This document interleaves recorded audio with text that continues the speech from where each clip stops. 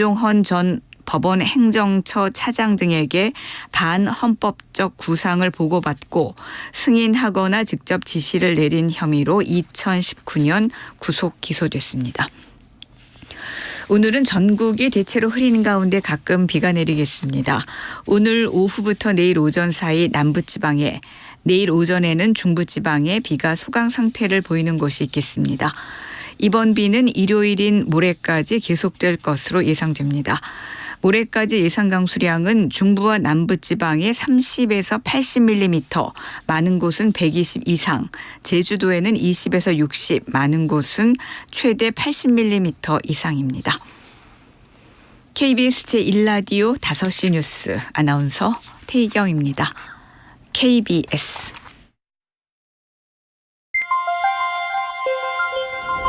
대한민국 중심 채널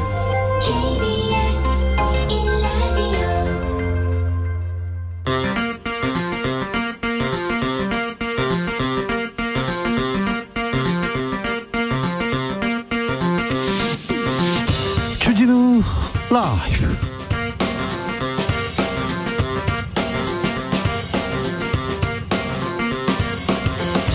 (2023년 9월 15일) 금요일입니다. 안녕하십니까, 주진우입니다. 문재인 전 대통령을 악마 간첩이라고 했던 신원식 국방부 장관 지명자, 오늘은 출근길에서 9.19 합의는 폐기되는 게 바람직하다는 입장을 밝혔습니다. 문재인 전 대통령 생각 궁금합니다. 더불어민주당 윤건영 의원에게 들어보겠습니다. 전국 철도 노조가 어제부터 파업에 돌입했습니다. 열차 운행 중지로 발묶인 시민들 많았는데요. 철도 노조는 왜 파업에 나설 수밖에 없었을까요? 현장 목소리 들어봅니다.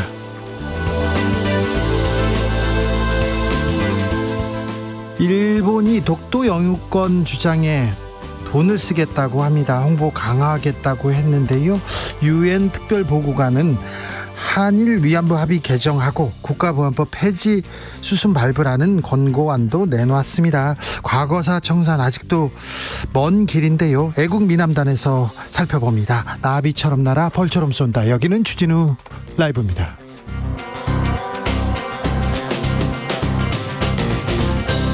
오늘도 자중자애, 겸손하고 진정성 있게 여러분과 함께 하겠습니다.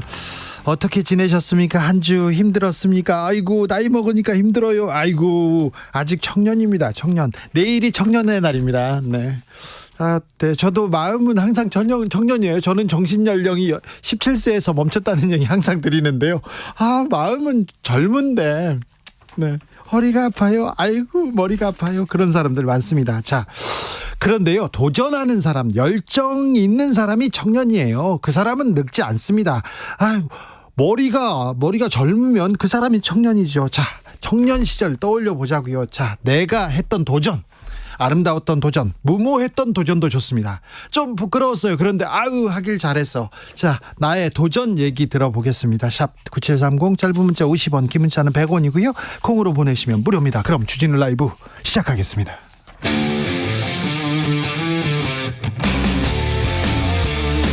탐사보도 외길 인생 20년. 주 기자가 제일 싫어하는 것은?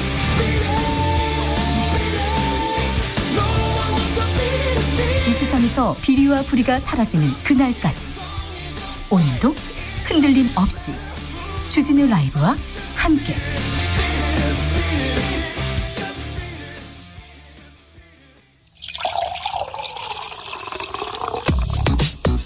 진짜 중요한 뉴스만 쭉 뽑아냈습니다. 주스 정상근 기자, 어서 오세요. 안녕하십니까. 방통위가 뉴스타파 보도를 인용한 언론사들한테 자료 제출하라 요구했습니다. 네, 방송통신위원회는 오늘 뉴스타파의 김만배 인터뷰를 인용해 보도한 KBS, MBC, JTBC의 보도 경위와 이 팩트체크 과정에 대한 구체적인 자료를 제출할 것을 요구했습니다. 이 언론사 인허가 업무를 담당하는 방송통신위원회가 이 구체적인 보도 관련 게이트키핑 과정에 대한 자료를 요구하는 것은 매우 이례적인 일입니다. 요구서에는 뉴스타파 보도를 인용 보도한 경위, 자체 확인한 사실관계, 인용 보도 방식과 팩트체크 확인 과정뿐 아니라 최근의 오보 실적과 후속 조치 현황, 기자 준칙과 취재 윤리 등 임직원 교육 실적 및 계획 등의 내용이 포함됐습니다. 자, 인터뷰가 나왔습니다. 그걸 인용 보도했습니다. 그런데 어찌 보도했는지 그걸 들여다보면 되는데 어떻게 했어? 뭐 했어? 너 뭐야? 인용관계 뭐 팩트 체크 어떻게 했어? 오보는 어떻게 했어? 이렇게 물어보면 언론 검열이라는 이런 비판 나올 수 있습니다. 이거 언론 탄압이라는 그 비판도 나올 수 있는데 왜 이렇게 밀어붙이는 이유가 뭘까요? 언론노조는요, 이동관 방송통신위원장 공수처에 고발했습니다. 네, 언론노조는 오늘 방송통신위원회의 자료 제출 요구에 대해 군사정권 시절 보도 지침과 다름없는 위법적 행정 집행이라며 네. 이동관 방통위원장을 직권남용으로 고위공직자 범죄수사처에 고발했습니다. 윤창현 언론노조 위원장은 방통위가 권한도 없는 무차별적인 보도 검열 행위를 실행에 옮기고 있다라면서 방송의 공공성과 정치적 독립성을 보장해야 하는 방통위 설치법에도 어긋날 뿐 아니라 헌법 가치에도 부합하지 않는 일이라고 주장했습니다. 네. 빨리 뭐 가짜 뉴스다, 국기문란이다, 뭐 살인죄다 그런 얘기 이제 그만하고요. 누가 뭘 잘못했는지 잘못한 거가 있으면 처벌하고 빨리 이런 얘기는 그만 나왔으면 한다, 이런 생각이 듭니다. 제가 언론 종사자로서 이렇게 그런 생각이 있습니다. 법원이 윤석년 전 KBS 이사에 대한 해임 가처분 신청 기각했습니다. 네, 윤석년 전 KBS 이사를 해임한 윤석열 대통령의 처분 효력을 법원이 유지했습니다. 윤석연입니다. 윤석열 아니고요. 네, 서울행정법원 행정 11부는 오늘 윤석연 이사가 윤석열 대통령을 상대로 낸 해임 처분 집행정지 신청을 기각했는데요. 재판부는 윤석연 전 이사가 직무를 계속 수행한다면 KBS 이사회에 대한 국민의 신뢰가 저해될 위험이 있다고 봤습니다. MBC하고 KBS하고 이렇게 비슷한 내용인 것 같은데 재판 가처분 내용은 좀 다른데 이거 뭐지? 이거 뭘까요? 잠시 후 2부에서 저희가 자세히 설명해 드릴 테니까요. 쉽게 설명해 드릴 테니까 그것만 보시면 됩니다. 아유, 머리 복잡해 어려워 그러지 마시고요. 주진우 라이브하고 함께 하시면 저희가 깔끔하게 정리해 드리겠습니다. 감사원에서 문재인 정부 당시에 통계 조작이 있었다, 이런 발표했습니다. 네, 감사원은 오늘 문재인 정부에서 수년간 통계 조작이 있었다며 전 정부 고위직 등 22명에 대해 검찰에 수사를 요청했다고 밝혔습니다. 감사원은 앞서 지난해 9월부터 감사관 28명을 투입해 이른바 문재인 정부 통계 조작 의혹에 대한 감사를 벌여왔습니다. 수사 요청 대상에는 장하성, 김수현, 김상조 등 전임 청와대 정책실장 이름 있네요. 김현미 장관 이름도 있는데요. 당사자들은 뭐라고 합니까? 네, 문재인 정부 청와대 참모와 장관 등을 지낸 인사들이 주축이 돼 만들어진 포럼 사의제가 오늘 입장문을 내고 이번 결과 발표의 실체는 전 정부의 통계 조작이 아니라 현 정부의 감사 조작이라고 주장했습니다. 그러면서 철저히 당리당략을 따른 정치 감사라고도 주장했습니다. 잠시 후에 문재인 전 대통령이 정계 입문했을 때 당시에 비서로 입문했습니다. 그리고 청와대에서 국정상황실장을 맡아서 문 대통령을 보좌했던 윤건영 의원한테 이 문제에 대해서 두루두루 물어보겠습니다. 자, 문재인 전 대통령은 어떤 생각을 하고 있는지 들어보겠습니다. 국민의힘하고 대통령실이 총선 출마에 대해서 협의했다, 이런 보도 나왔는데 또 아니라는 얘기도 나오고, 뭡니까? 네, 윤석열 대통령이 여당인 국민의힘 지도부로부터 내년 총선에 출마할 만한 대통령실 참모들의 명단을 받아 검토했다라는 보도가 어제 연합뉴스를 통해 나왔습니다. 그래가지고 뭐 수석 이진복 수석 이름도 나오고 주진우 비서관 이름도 나오더라고요. 주진우 비서관입니다. 저는 여기 있습니다. 그런데요. 네, 이 차출 요청과 관련돼서 이철규 국민의힘 사무총장이 이 소속 의원들과의 온라인 단체 대화방에서 당과 대통령실 사이에 총선 관련 명단을 주고받은 사실은 전혀 없다라는 공지를 한 것으로 전해졌습니다. 아니, 근데 주고받았어도 그런 적 없어요 이렇게 얘기하는데, 이렇게 받았어요 이런 보도가 계속 나오고 있어서 이거 그러면은 용산 대통령실에서 총선에 뭐 개입하는 거 아니냐, 이런 얘기가 나올 거지 않습니까? 이거 부적절한데, 아무튼 윤핵관이죠, 이철규 사무총장이 그런 사실 없다 이렇게 얘기했습니다. 네, 알겠어요. 이재명 대표는 단식 이어가고 있습니다. 의료진이 안 된다, 2번 권고했습니다. 네, 단식 16일째를 맞은 이재명 민주당 대표가 의료진으로부터 건강이 위험한 상황이라며 입원 권고를 받았습니다. 천준호 민주당 당대표 비서실장은 이재명 대표는 전체적인 신체 기능이 심각하게 저하돼 있고 특히 공복 혈당 수치가 매우 낮아 건강이 대단히 위험한 상황이라고 전했습니다. 하지만 이재명 대표 단식을 유지하겠다는 입장 이어갑니다. 단식장 주변에서 소란이 있었어요. 네, 오늘 한 70대 남성이 이재명 대표가 단식 농성 중인 국회 본청 민주당 대표실 앞에서 흉기를 들고 자해를 시도하다가 국회 방호 요원들에 의해 제압됐습니다. 이 남성은 엄지손가락을 훼손해 혈서를 쓰려고 하다가 제압이 됐는데요. 이 남성이 엄지손가락을 조금 다친 것 말고는 다행히 다친 사람이 없었습니다. 네. 그런데 앞서 어제 저녁에는 50대 여성이 본청 현관 앞에 설치된 단식 농성장 앞에서 소란을 피우다가 이를 말리던 국회 경비대에 흉기를 휘둘러 경찰들이 다친 사건이 발생을 했습니다. 경찰은 이 여성을 체포해서 범행 동기를 조사 중입니다. 네. 어떤 쪽의 지지자인지는 잘 모르겠습니다만은 내가 누구를 지지한다 그래놓고 소동을 피우지 않습니까? 그러면 그 사람한테 어떤 영향을 미치는지 좀 생각해 보셔야 됩니다. 내가 어떤 가수의 팬이에요 이렇게 그 가수 사진을 막 들고 어디에서 소란을 피운다고 생각해 봐요. 그럼 사람들이 뭐라고 생각할지도 좀 생각해 보셨으면 합니다. 민주당이 이종섭 국방부 장관 탄핵 추진하지 않기로 했습니다. 한다고 했다가 않기로 했네요. 자, 양승태 전 대법원장에 대한 1심 재판 드디어 마무리됐습니다. 이 문제는 잠시 후에 제가 좀 들여다보겠습니다. 정부가 경기 둔화 완화되고 있다고 진단했어요. 어렵다는 목소리가 많은데 완화되고 있다고요? 네, 기획재정부는 지난달에 이어 한국 경제 둔화 흐름이 완화됐다라고 진단했습니다. 물가 상승세가 둔화되고 수출 부진이 완화됐으며 고용이 개선됐다라고 평가했습니다. 잠시만요. 물가 상승이 둔화됐다고요? 수출 부진이 완화됐다고요? 이거 못 느끼던 내용인데요. 네, 지난달 소비자 물가 상승률이 3.4%로 7월에 비해서 상승폭이 확대됐는데요.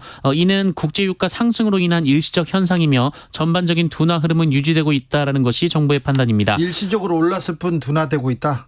네, 수출은 지난해 같은 달보다 8.4% 감소했는데요. 네. 정부는 감소폭이 7월에 비해서 둔화됐다라고 판단했고요. 8.4%나 감소됐는데요. 네, 수입이 22%나 줄면서 이 간신히 무역 수지가 흑자가 됐지만 이 정부는 핵심 수출 품목인 반도체 경기가 점진적으로 회복하고 있다라고 봤습니다. 네.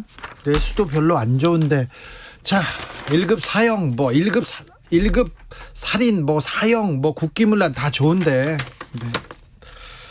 국민이 잘 알아서 판단할 테니까 좀 민생, 경제 이런 것 좀 챙겨주셨으면 합니다. 제발 부탁드리겠습니다.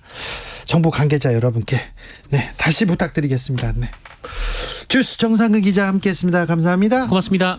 내 인생의 아름다웠던 도전, 무모했던 도전 한번 들어보겠습니다. 궁금해. 9369님 30대 때요 탔던 스노우보드. 네, 지금까지 한 일 중에 참 잘한 일이었어요. 스노보드. 저도 스키장에 가가지고 처음 타는데 제일 높은데 제일 가파른데 상급자 코스로 가가지고 직할강 하다가 밑에 아주 정말 그림처럼 아름다운 여성분하고 이렇게 부딪혔어요. 그래서 그분이 저한테 전화번호를 물어봐가지고 제가 엄청 놀랐는데 고글이 깨졌다고 17만 5천 원 보내달라고 바로 연락 왔더라고요. 그런 경우가 있었습니다. 0017님 나이 43세 동네 태권도장에서 초등학생들하고 같이 태권도 배워가지고요. 3년 전에 검은띠 3단까지 땄어요. 와, 훌륭합니다. 박수 쳐드리고 싶습니다. 몇 달 전에 2달 전에 임기를 마친 라포르 프랑스 대사가 있었어요. 이제 본국으로 돌아가셨는데 그분이 한국의 매력에 푹 빠져가지고 태권도를 배우시더라고요. 다 열심히 하는데 나이 드신 분이 막 태권도 열심히 하니까 너무 존경스럽더라고요. 8029님 고등학교 졸업하고요. 겨울에 도매시장에서 바나나 사다가 길가에서 팔아봤습니다. 4박스나 샀는데 하루 종일 19송이 팔았습니다. 그래도 아버지가 먹고 살려고 노력한다고 칭찬받았습니다. 그게 벌써 25년이나 됐네요. 네. 훌륭하시네. 네. 그때 젊어서 고생은 사서도 한다 하지 않습니까? 그 경험이 많은 도움이 됐을 거예요. 2095님 내일 모레가 예순인데요. 환갑이시군요. 예순인데 올해 초부터 진짜 열심히 공부해서 7월 말에 컴퓨터 자격증 땄습니다. 존경합니다. 네. 나이 들었는데도 이거 공부하고 도전하는 모습. 훌륭합니다. 청년이세요, 청년. 7688님 새 아이의 아버지가 된 것이 제 인생의 도전입니다. 아이들이 다 커서 다들 자신의 길을 찾아가는 나이가 되어 가니까 이제부터 저의 길을 찾아가는 새로운 도전을 하려고 합니다. 응원해 주세요. 응원합니다. 네. 우리 부모님들 다 자식만 보고 산다, 자식을 위해 산다 막 이렇게 얘기하는데 이제 좀 본인의 인생도 좀 살았으면 합니다. 너무 이렇게 자식들한테 모든 걸 바치고 헌신 좋은데요. 희생 다 좋아요. 그런데 본인이 내가 행복해야 어머니가 행복해야 아버지가 행복해야 아이들도 행복하지 않을까 그런 생각도 좀 합니다. 제가 좀 잘 못해서 그런 생각하는 건지도 몰라요. 네.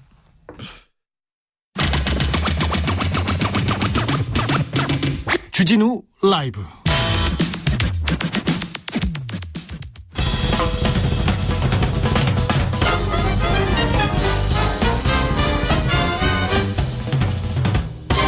훅 인터뷰. 모두를 위한 모두를 향한 모두의 궁금증 훅 인터뷰. 철도 노조 파업 이틀째입니다. 시민들 발 동동 구른다 이런 얘기도 있는데요. 시민들 불편을 무릅쓰고 지금 파업에 나설 수밖에 없는 이유는 뭔지, 어떻게 하면 파업이 멈출 수 있는지 물어보겠습니다. 김선욱 전국철도 노동조합 공공철도 정책팀장, 안녕하세요. 안녕하세요. 네, 팀장님, 파업을 하는 이유가 뭡니까? 네, 일단 지난 13일 저희가 이제 철도공사와 최종 교섭을 진행을 했는데요. 네. 입장 차이를 좁히지 못했고 결렬이 됐는데 저희 주요 요구가 이제 총 3가지였습니다. 예. 일단은 수서행 KTX 운행이 이제 하나가 있고요. 예. 그다음에 이제 저희 임금 교섭이니까 임금 문제와 4조대 근무체계 개편 문제가 좀 주요 쟁점입니다. 네. 네. 자, 그러면 철도 민영화를 멈춰라 이런 얘기입니까? 그리고 4조 2교대 시행하라, 이게 요구사항입니까? 네, 그렇긴 한데 이제 몇몇 언론에서는 어쨌든 이번 파업을 민영화 반대 파업으로 이제 얘기를 하고 있기는 해요. 네. 네, 저희가 물론 이제 민영화를 반대하는 건 사실인데 이번 파업의 쟁점은 이제 수서행 KTX거든요. 예. 이제 9월 1일부터 수서에서 출발하는 고속열차 SRT라고 하죠. 예. SRT가 원래는 이제 경부선하고 호남선만 운행을 했었는데 이제 경전선, 동해선, 전라선 노선을 이제 확대를 합니다. 예. 근데 이제 SRT가 차량이 부족하다 보니까 기존 경부선을 운행하던 열차를 축소를 하고 그 열차들을 이제 다른 노선에 투입을 했어요. 그러다 보니까 이제 부산 지역에 하루 4,300석 가량이 좌석이 줄어버린 거죠. 예. 국토부가 이제 대책을 내놨습니다. 근데 예. 그 대책이 서울과 부산을 오가는 KTX를 이제 증편을 했는데 예. 문제는 이제 수서로 가는 열차가 줄었는데 이제 서울로 가는 열차를 늘린 거잖아요. 예. 그래서 이게 대책이 될 수가 없어서 저희가 요구하는 건 이 증편된 KTX를 시 종착역을 서울역이 아니라 수서로 하자. 예. 그러면 지금 부산 쪽에 줄어든 좌석들을 대부분 다시 이제 늘릴 수 있거든요. 네. 근데 이제 국토부는 이렇게 되면 예. KTX와 이 SRT 이 경쟁 체제의 틀이 깨진다. 이렇게 얘기하면서 이제 거부하고 있는 상황입니다. 예. 저희가 볼 때는 시민 편익보다는 경쟁 체제를 좀 선택한 거다 이렇게 보고 있습니다. 네. 자, KTX 철도 노조에서는 그렇게 얘기하는데 SRT 측에서는 뭐라고 합니까? SRT 쪽에서도 노조가 있습니까? SRT도 노조가 있고요. 네. 네, 근데 특별히 입장을 내놓거나 저희가 그런 건 들어본 적이 없습니다. 동의하거나 이렇게 파업을 동조하거나 그러진 않습니까? 그러지는 않습니다. 네. 예. 자, 4조 2교대 전면 시행에 대해서는 어떻게 받아들여야 되는지 저희들은 잘 모르거든요. 몇 교대인지도 모르고요. 네. 저희가 원래는 이제 저희 직원 중에 한 12,000명 네. 다수가 이제 교대 근무를 하고 있는데 네. 3조 2교대죠. 이제 원래는 이제 3조 2교대를 하다가 네. 이제 문재인 정부에서 당시에 이제 노동시간 단축 기조가 있었고 예. 그 흐름에 맞춰서 저희도 이제 4조 2교대로 개편을 이제 했는데 예. 이미 동종업계는 대부분 4조 2교대를 했고요. 네. 근데 지금 아직은 저희가 이제 시범 운영을 진행하고 있어요. 예. 본격적으로 전면 시행을 못하는 이유가 인력이 좀 부족해서인데 지금 이제 교섭의 쟁점은 이 인력 문제를 두고 지금 다투고 있는 상황입니다. 예. 네. 자, 4조 2교대 이거 적법하지 않다 이런 보도도 나왔던데 네네. 격일 근무를 고집한다 이렇게 보수 언론에서는 지금 주장하던데요. 일단은 이제 저희가 좀 한 가지 좀 말씀드리면 네. 세계보건기구에서 이제 교대 근무를 예. 밤샘 근무를 바람 추적 물질로 지정하기도 했거든요. 아유, 건강에는 안 좋은 것 같아요. 그렇죠. 안 좋죠. 3조 2교대에는 이게 이틀 연속으로 밤샘 근무를 해야 되는데 3조 2교대는 이틀 연속이요? 그럼 어떻게 보통 그럼 몇 시에 나가서 몇 시에 오는 겁니까? 보통 이제 그 주간, 야간, 비번, 휴일 이런 패턴으로 나가요. 주간하고 야간 비번. 네. 네. 야간이 이제 겹치니까 이게 너무 힘든 거죠. 사실은 체력적으로 힘들고. 야간을 근데 주간 이렇게 출근했다가 그 다음 날은 월라는 주간, 네. 수목은 야간 그렇게 일한다고요? 네, 그렇게 해왔었죠. 아. 네, 근데 이제 그래서 4조 2교대를 하면 일단 연속 야간 근무는 피할 수 있거든요. 아하. 네. 네, 그래서 저희는 뭐 열차와 시민의 안전을 확보를 해야 되고. 네. 그러면 무엇보다 작업자의 안전이 중요하다 이렇게 보고 있거든요. 네. 근데 이제 이게 지금 뭐 국토부는 안전관리 체계 승인을 안 받아서 적법하지 않다. 뭐 이제 일부 보수 언론이 얘기를 하는데. 네. 이거는 이제 작년부터 나왔던 얘기긴 한데. 네. 저희가 이제 아직 시범 운영 중이다 보니까 사측에서 회사에서 이제 그 교통안전공단의 안전관리체계 승인을 안 받은 건 사실이에요. 네. 근데 지금은 이제 신청을 했고 예. 몇 개월 후면 이 결과가 나올 거거든요. 네. 그래서 그거는 이제 기다리면 되는데 네. 아까 말씀드린 것처럼 지금 교섭의 쟁점은 그 문제가 아니라 네. 지금 그러니까 전면 시행을 위해서는 인력이 필요한데 네. 공사에서는 인력을 채용하지 않겠다 이러고 있어서 지금 문제가 되고 있습니다. 인력 충원이 가장 중요한 쟁점인 것 같은데요. 그렇죠. 그런데 파업 전에 지금 네네. 사측하고 얘기를 좀 해봤을 거 아니에요. 네네. 좀 타협의 여지가 없습니까? 이게 일단은 뭐 저희도 안타까운 게 예. 정부에다가 인력을 늘려달라고도 해봤는데 네. 사실은 정부에서는 철도가 이제 워낙 적자가 많으니까 오히려 이제 구조조정을 요구하고 있고 올해도 이제 정원을 줄였어요. 아니 철도가 적자가 많으면 그러면 시민이 그 이득을 보는 건데요. 그렇죠. 저희가 공기업이 적자를 볼수록 안 네, 그러면 국민들이, 저희가 요금을 인상하면 흑자를 볼 수 있겠지만 네. 시민들을 위해서 이제 사실은 요금을 인상하지 않고 있는 거잖아요. 네. 근데 이제 그 부분도 있지만 지금 문제는 4조 2교대와 관련해서는 지금 정부에서 인력을 충원해주지 못한다고 하니까 그럼 저희가 공사에 얘기한 거는 네. 지금 공사에 있는 정원보다 현원이 좀 부족해요. 예. 뭐 이제 군대를 가거나 그다음에 육아휴직을 하거나 뭐 예. 질병휴직을 하거나 그러면 결혼이 발생하는데 네. 이 한정된 정원 안에서 이 결혼들만 채용을 해도 예. 전면 시행이 가능한 조건이거든요. 아하. 근데 이제 이렇게 되면 비용이 증가하니까 네. 정부 눈치를 보고 못하는 거죠. 예. 그래서 결국에는 이 문제의 핵심은 철도공사가 이제 계속 지속적으로 적자를 보고 정부로부터 이 구조조정 압박에 시달리고 있다. 네. 이 원인을 거슬러 올라가다 보니 고속철도를 분리시켜 놓은 이후부터 저희가 적자로 돌아섰거든요. 고속철은 흑자입니까?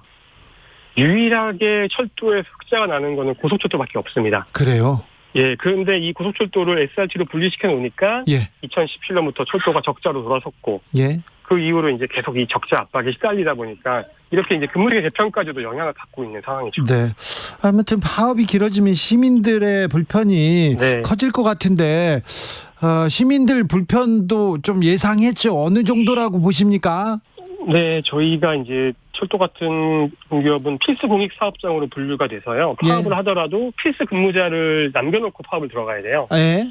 그럼 이제 그 근무자들이 일을 하니까 통상 운행률이 뭐 처정별로 다르긴 하지만 보통 60% 이상 운행률을 유지해야 되는데 네. 현재 이제 오늘 오전에 국토부가 발표한 내용을 보면 공부시 기준으로 평소 대비 한 79% 정도 운행률을 보이고 있어요. 네.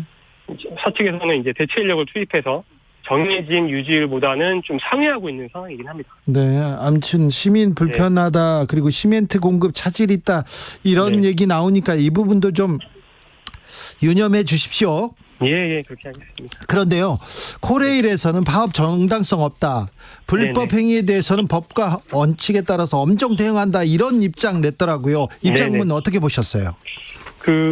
정부 정책 변경이 핵심 목적이라서 정당성이 없다라고 얘기를 하는데, 아까 말씀드린 것처럼 임금이나 이제 구제근무제 개편에 대해서도 공사는 답을 내놓지 않고 있거든요. 네. 방금 말씀드린 것처럼 이제 특히나 고속철도 분리 이후에 코레일이 적자로 돌아서고 이로부터 이제 정부로부터 끊임없이 구조조정에 시달리는데, 사실은 코레일 사장이 가장 앞장서서 저희가 얘기하는 수서인 KTX를 정부에 요구해도 사실 모자랄 판이에요. 네. 매년 이제 적자가 나다 보니까 무궁화나 새마루가 사라지고 이로 인해 국민 불편도 가중되는 상황이거든요. 어쨌든 코레일이 정부 통제를 받는 공기업이다 보니까 정부 눈치를 볼 수 없는 건 이해를 하겠는데, 직원들 입장에서 보면 참 안타까운 상황이다 이렇게 보고 있습니다. 국민의힘에서도 굉장히 강경한 분위기입니다. 당장 불법 파업 중단하라 이렇게 얘기했는데 정치권의 목소리는 어떻게 들으셨어요? 일단 불법인지 합법인지는 사법부가 판단할 내용이고요. 그렇죠. 예, 여당이 불법이라고 한다고 해서 불법이 되지는 않고, 네. 특히나 이제 윤석열 정부가 작년에 이제 노동 탄압을 통해서 지지율을 좀 끌어올린 경험이 있다 보니까 이번에도 이제 그렇게 활용하고 싶은 게 아닌가, 저희는 여론물이라고 좀 보고 있어서. 네. 근데 자꾸 이제 명분이 없다고 하는데, 이제 사실은 이번 파업은 잘못된 정책을 어쨌든 네. 좌석을 줄이고 시민 불편을 양산하는 정부 정책을 바로잡는 저희 이제 파업인데, 네. 요약해서 경쟁 체제를 유지할 거냐, 네. 아니면 시민 편익을 확대할 거냐, 이 싸움으로 보고 있습니다. 예. 저희는 국민의힘에다 거꾸로 묻고 싶은 게, 내년에 총선도 있는데 경쟁 체제 유지를 위해서 시민 편익을 외면할 것이냐, 이렇게 좀 거꾸로 묻고 싶어요. 네. 파업은 어떻게 됩니까 앞으로? 네, 일단은 18일 오전 9시부로 이제 저희는 복귀를 하고요. 예. 예, 파업을 중단을 하고 이후 이제 정부나 사측의 태도를 보면서 네. 추가적으로 저희가 어떤 대응을 고민할 생각입니다. 일단은 복귀할 테니까 대화에 나서라 이렇게 얘기하시는 거죠? 그렇죠. 일단은 네. 중단을 하고 대화를 한 번 더 촉구를 하고, 예. 만약에 끝까지 이제 대화를 외면한다고 하면 네. 저희 이후 계획들을 다시 한번 고민할 예정입니다. 마지막으로 사측과 그리고 국토부에 바라는 점 한 말씀 부탁드리겠습니다. 네. 다시 한번 강조를 하지만, 네. 이번 파업은 국토부가 만든 경쟁 체제의 유지냐, 아니면 시민 편익의 확대냐의 싸움이라고 생각을 합니다. 예. 국토부는 어쨌든 시민 편익을 외면하고 경쟁 체제를 선택하는 우를 좀 범하지 않기를 바라고요. 네. 다시 한번 노동조합과 대화의 장에 좀 나오기를 이 자리를 빌어 좀 촉구를 합니다. 알겠습니다. 김선욱 공공철도 정책팀장이었습니다. 감사합니다. 감사합니다. 교통정보센터 다녀오겠습니다. 임초희 씨. 네, 이 시각 교통정보입니다. 서울 시내 금요일답게 대부분의 곳에서 정체가 심하고요. 오늘 돌발 상황도 많이 생기고 있습니다. 올림픽대로 공항 쪽 성수대교에서 방화대교 사이 많이 밀립니다. 동작대교 3차로에서는 추돌 사고 났고요. 성수대교부터 사고 구간 지나는데 30분이 넘게 걸립니다. 강변북로 일산 쪽으로는 동호대교에서 가양대교 사이 밀리고요. 반대 구리 방향은 방화대교에서 난지나들목 쪽으로 정체인데요. 난지나들목 2, 3차로에서 사고가 발생했습니다. 다시 서강대교에서 영동대교까지 주춤하고요. 동호대교 1차로에 있는 고장난 차 주의해서 지나시기 바랍니다. 잠실철교부터 구리시계까지도 교통량 늘었고요. 내부순환도로 성산 방향은 홍지문 터널 안에서 사고가 있었습니다. 터널 안 정체는 풀려가고 있는데 아직 월곡에서 정릉터널 입구까지는 많이 막힙니다. 넉넉히 30분 정도 필요합니다. KBS 교통정보센터에서 임초희였습니다.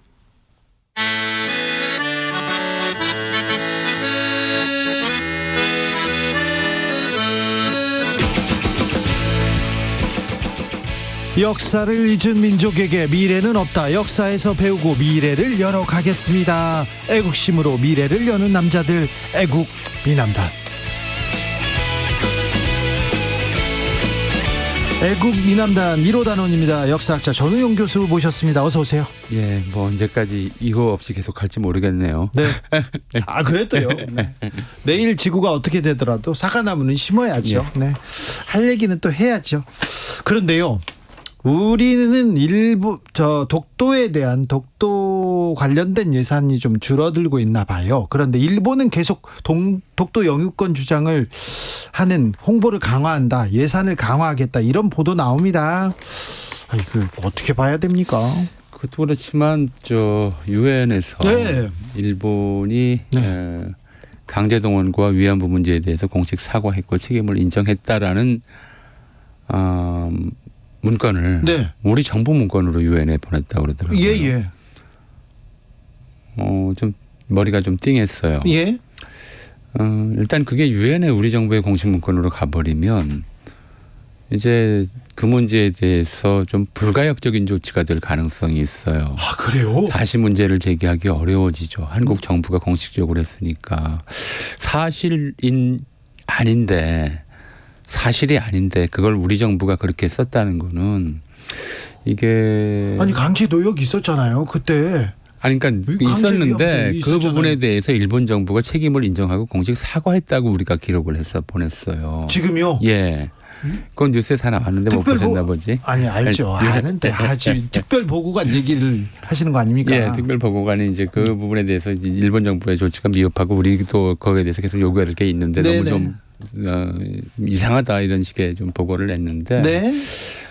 그 유엔에 보낸 보고서 그렇게 썼다면 담당자는 지금 이제 엄중한 책임을 물어야 될 상황이에요. 그게 누구 책임인지 모르겠지만 좀 자세하게 짚고 가겠습니다. 유엔 특별 보고관이 이 위안부 합의 개정 권고를 했는데요. 정부에서는 한일 합의 존중한다 이렇게 나왔습니다. 그런 기사는 보셨죠? 그런데 내용을 이렇게 살펴보니까 현재 진행 중인 과거사 문제 정부가 대부분 해결했거나 해결하고 있다. 일본 정부는 위안부 피해자들과 강제 동원 피해자들에게 공식 사과를 하고 가해 사실을 인정했다. 납북 기한 여부 조작 간첩 사건은 북한이 납치 주체이므로 책임자를 특정할 수 없다. 이런 보고서를 우리 측에서 냈다는 거 마지막 건 그렇고 우리 측에서 유엔에 보냈기 때문에 앞으로 이제 한일 과거사 문제에 대해서 특히 위안부 또 강제동원 피해자들 문제에 대해서 재론할 수 없게 만드는 재론하기 어렵게 만드는 그런 문서라 좀 머리가 띵하다는 느낌을 받았어요. 우리가 지난 70년 넘게 1945년부터 계속 이제 일본과 한국 사이에 뭐 과거사 문제로 평행선을 긋고 있는 문제가 있는데 이 문제는 가해와 피해의 관계 또 독일이 이른바 전후 배상을 했던 데 보였던 태도의 선례 이런 것들에 비추어서 해결해야 되는데 일본은 계속 뻗대 왔었고 거기에 대해서 이제 우리 정부가 좀 요구하는 방식이었었는데 이젠 배상 책임마저 면제해 준 거 아니냐 이런 생각이 들어서 좀 너무 좀 통탄한다는 말이 여기에 어울릴 것 같은 생각이 들었습니다.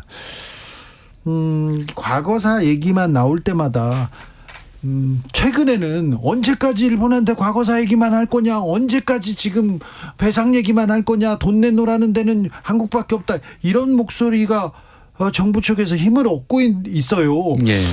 이걸 어찌 봐야지 이런 생각도 듭니다. 좀 역사적으로 좀 훑어보죠. 예? 그러니까 우리가 정부 수립 이후에 이제 식민지 지배로 인해서 우리가 피해를 입은 것이 과연 얼마냐 이걸 계산을 했었어요. 그래서 1949년에 대일 배상 요구 조서라는 것을 만들었습니다. 네. 그게 그 이후에 한일협정 체결 때까지 우리 측의 기본 좀 전제가 됐던 거죠. 예. 거기서 이제 무엇을 배상해야 될 것이냐 해서 첫 번째로 지적한 것이 현물이었어요. 예. 금. 예컨대 우리나라에서 금 가져간 것, 그다음에 뭐 그밖에 천연자원 가져간 것, 천연자원도 쌀도 가져가고 다 가져갔죠. 아니 그건 이제 별건이고 거래 형식을 취한 것은 별건이고요. 예. 그다음에 골동품, 미술품 같은 거 약탈해간 것들이 또 무수히 많죠. 가격을 환산할 수가 없어요. 예. 며칠 전에 이제 일본에서 고려시대 나전칠기가 발견됐어요. 공개됐죠. 예. 우리나라에 없고 그건 지금 당장 국보감인데 그런 것들을 무수히 일본인들이 이제 반출해 갔거든요. 뭐 그중에 일부는 이제 거래라는 형식을 취한 것도 있고 또 일부는 한국인들이 알아서 뇌물로 갖다 바친 것도 있고 일부는 도굴꾼들이 그냥 훔쳐간 것들도 있는데 이런 것들이 하나 있었고요. 두 번째로는 현금 또는 이제 확정 채권이라고 그래서 그런 것들이 꽤 많았어요. 일제강점기에. 그러니까 이제 애국 채권. 또는 뭐 애국 저축 이래가지고 강제 저축을 지키고 강제로 채권을 사게 한 거죠. 네. 그런 것들이 전부 휴지 조각이 됐단 말이에요. 네. 그런 채권 부분들이 또 있고 세 번째로는 이제 그야말로 좀 수탈해간 것들이 있어요. 저 중일전쟁, 태평양전쟁기에 공출 명목으로 뭐 이렇게 수탈해간 것들이 있고, 네 번째로는 이제 저임금 또는 저가로 가져간 것. 그러니까 예컨대 뭐 이제 강제동원, 징용도 그런 사례겠지만 예. 임금 아주 저임금으로 데려가서 노예 노동을 시킨 것들, 이런 것들을 총 계산을 해가지고 봤더니 당시의 환산 가액으로 1조 4,700억 정도 된다. 1조 4,700엔 정도 당시에. 된다고. 예. 1949년 네. 가격으로 어마어마한 액수죠. 예. 그리고 이제 그런 것들을 가지고 우리가 이제 그 이후에, 그러니까 사실은 이제 미국은 계속해서 일본과 한국 사이 국교 정상화를 요구를 했던 것이고요. 그때부터요. 예. 그걸 가지고 협의를 여러 차례 했었는데 이승만 정권 때는 합의가 안 됐었죠.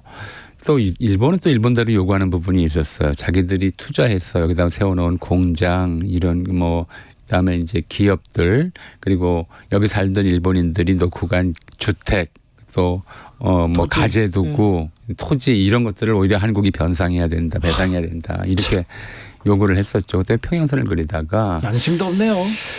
예, 1965년 한일 국교 정상화 회담, 한일 협정 때 이제 당시 박정희 정부가 처음에 제시했던 배상액은 25억 달러 정도였어요. 근데 그게 최종적으로 이제 유상무상 합해서 5억 달러로 이제 줄어들었잖아요. 네. 그런데 그때 이제 해결되지 않았던 것이 지금 이렇게 나오고 있는 일본 민간 기업의 한국인 민간인에 대한 이제 인권 유린이라든가 예. 이제 착취, 이런 문제들이었었고, 독도 문제는 1951년 샌프란시스코 강화회담에서 한국의 원래 영토를 이제 회복시켜준다라고 네. 하는 원칙은 이제 그 전에 정해졌는데, 독도 문제는 일본이 계속 그걸 이제 용인하지 않았어요. 왜냐하면 일본이 독도를 자국 영토로 편입한 시점이, 관보에 게시한 시점이 1905년 러일 전쟁 중이었어요. 러일 전쟁 중이었고, 그 전에 이제 우리는 우리 관보에 독도가 우리 땅이라고 해놨었는데, 그러니까 한국뿐만 아니라 전 세계적으로 보자면 제국주의 침략 과정에서 식민지로 획득한 영토는 다시 돌려줘야죠. 돌려줘야 되는데, 돌려줘야죠. 1905년 시점은 이미 이제 일본이 한국을 사실상 강제로 점령하고 네, 있는 네. 상태였기 때문에 제국주의 침략 과정에서 이제 먼저 빼앗은 그런 영토에 해당한단 말이에요. 네. 1894년에 중국으로부터 타이완을 빼앗은 것처럼 예. 1905년에 1차로 한국에서 독도를 빼앗고 1910년에 완전히 한국을 빼앗았다, 이런 이제 이야기가 되는데, 네. 일본은 1910년 이전에 빼앗은 영토에 대해서는 인정을 안 한 거죠. 뭐 이거는 이거 불량배도 아니네요. 불량배도 아니고 이게 뭡니까? 뭐 그래서 뭐 지금 사할린 등 북방 지역들이라든가 독도라든가 이게 전부 자기네 영토라고 주장하고 있잖아요. 아, 그렇군요. 예. 근데 이런 점에 대해서는 예를 들어서 뭐 저 유럽 국가들, 제국주의 팽창의 역사 경험을 가지고 있었던 유럽 국가들에서는 또 일본 주장에 편을 들어주는 게 자기들한테 유리한 면도 좀 있어서 이제 그런 좀 이제 국제사법재판소로 가자, 뭐 이런 얘기를 일본에 할 때마다 우리 쪽에서 일관된 주장은 그거였거든요. 네.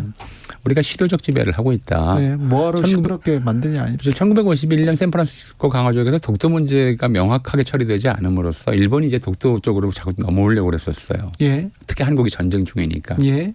그때 1952년도에 이제 이승만 당시 대통령이 평화선이라고 하는 걸 발표해서, 당시는 이제 우리가 북한하고 싸울 때니까 또 군비가 좀 괜찮았죠. 네. 그래서 군사적으로 독도를 지키는 좀 일이 있었고, 그 이후로 내내 일본 독도 영유권을 주장해 오다가 최근 들어 이제 우리 정부가 좀 너무 도저히 납득하기 어려울 정도의 좀 그 친일적 태도를 보이고 있기 때문에 일본과 가까워지려는. 그렇습니까? 예를 들어 최근에 뭐 대통령실에서 언론 기자들한테 그랬다면서요.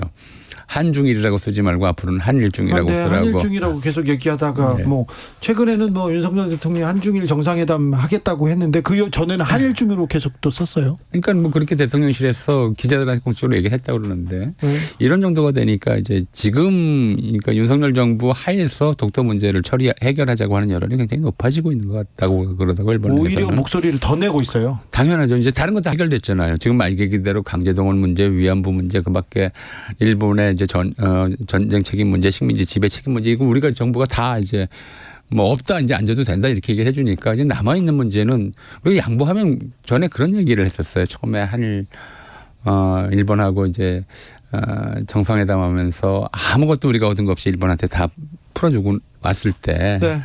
그때 우리 정부에서 뭐라고 얘기했냐면 우리가 빈 컵에 반을 따라놨으니까 나머지 반은 일본이 따르면 된다고 했는데 거기에도 독도 지금 채우고 있어요. 일본이 나머지 반을 따르는 게 아니라 나머지 이제 그동안 한일 관계 과거사 문제에서 현안이 되었던 모든 문제들을 뭐 해결했다고 우리 정부가 먼저 얘기를 해버리니까 그건 당연히 외교적으로 나올 수 있는 순서죠. 저쪽에서 물러서는데 뭐 한 걸음 더 다가가면 된다 이렇게 다가가는 게 맞지 우리가 한 걸음 더 물러서겠다 이렇게 얘기를 하겠냐고. 일본인들이 또 그런 사람들이 아니고요. 네, 믿을 수가 없어요. 7537님 빼앗기면 되찾을 수 있으나 내어주면 되돌릴 수 없습니다.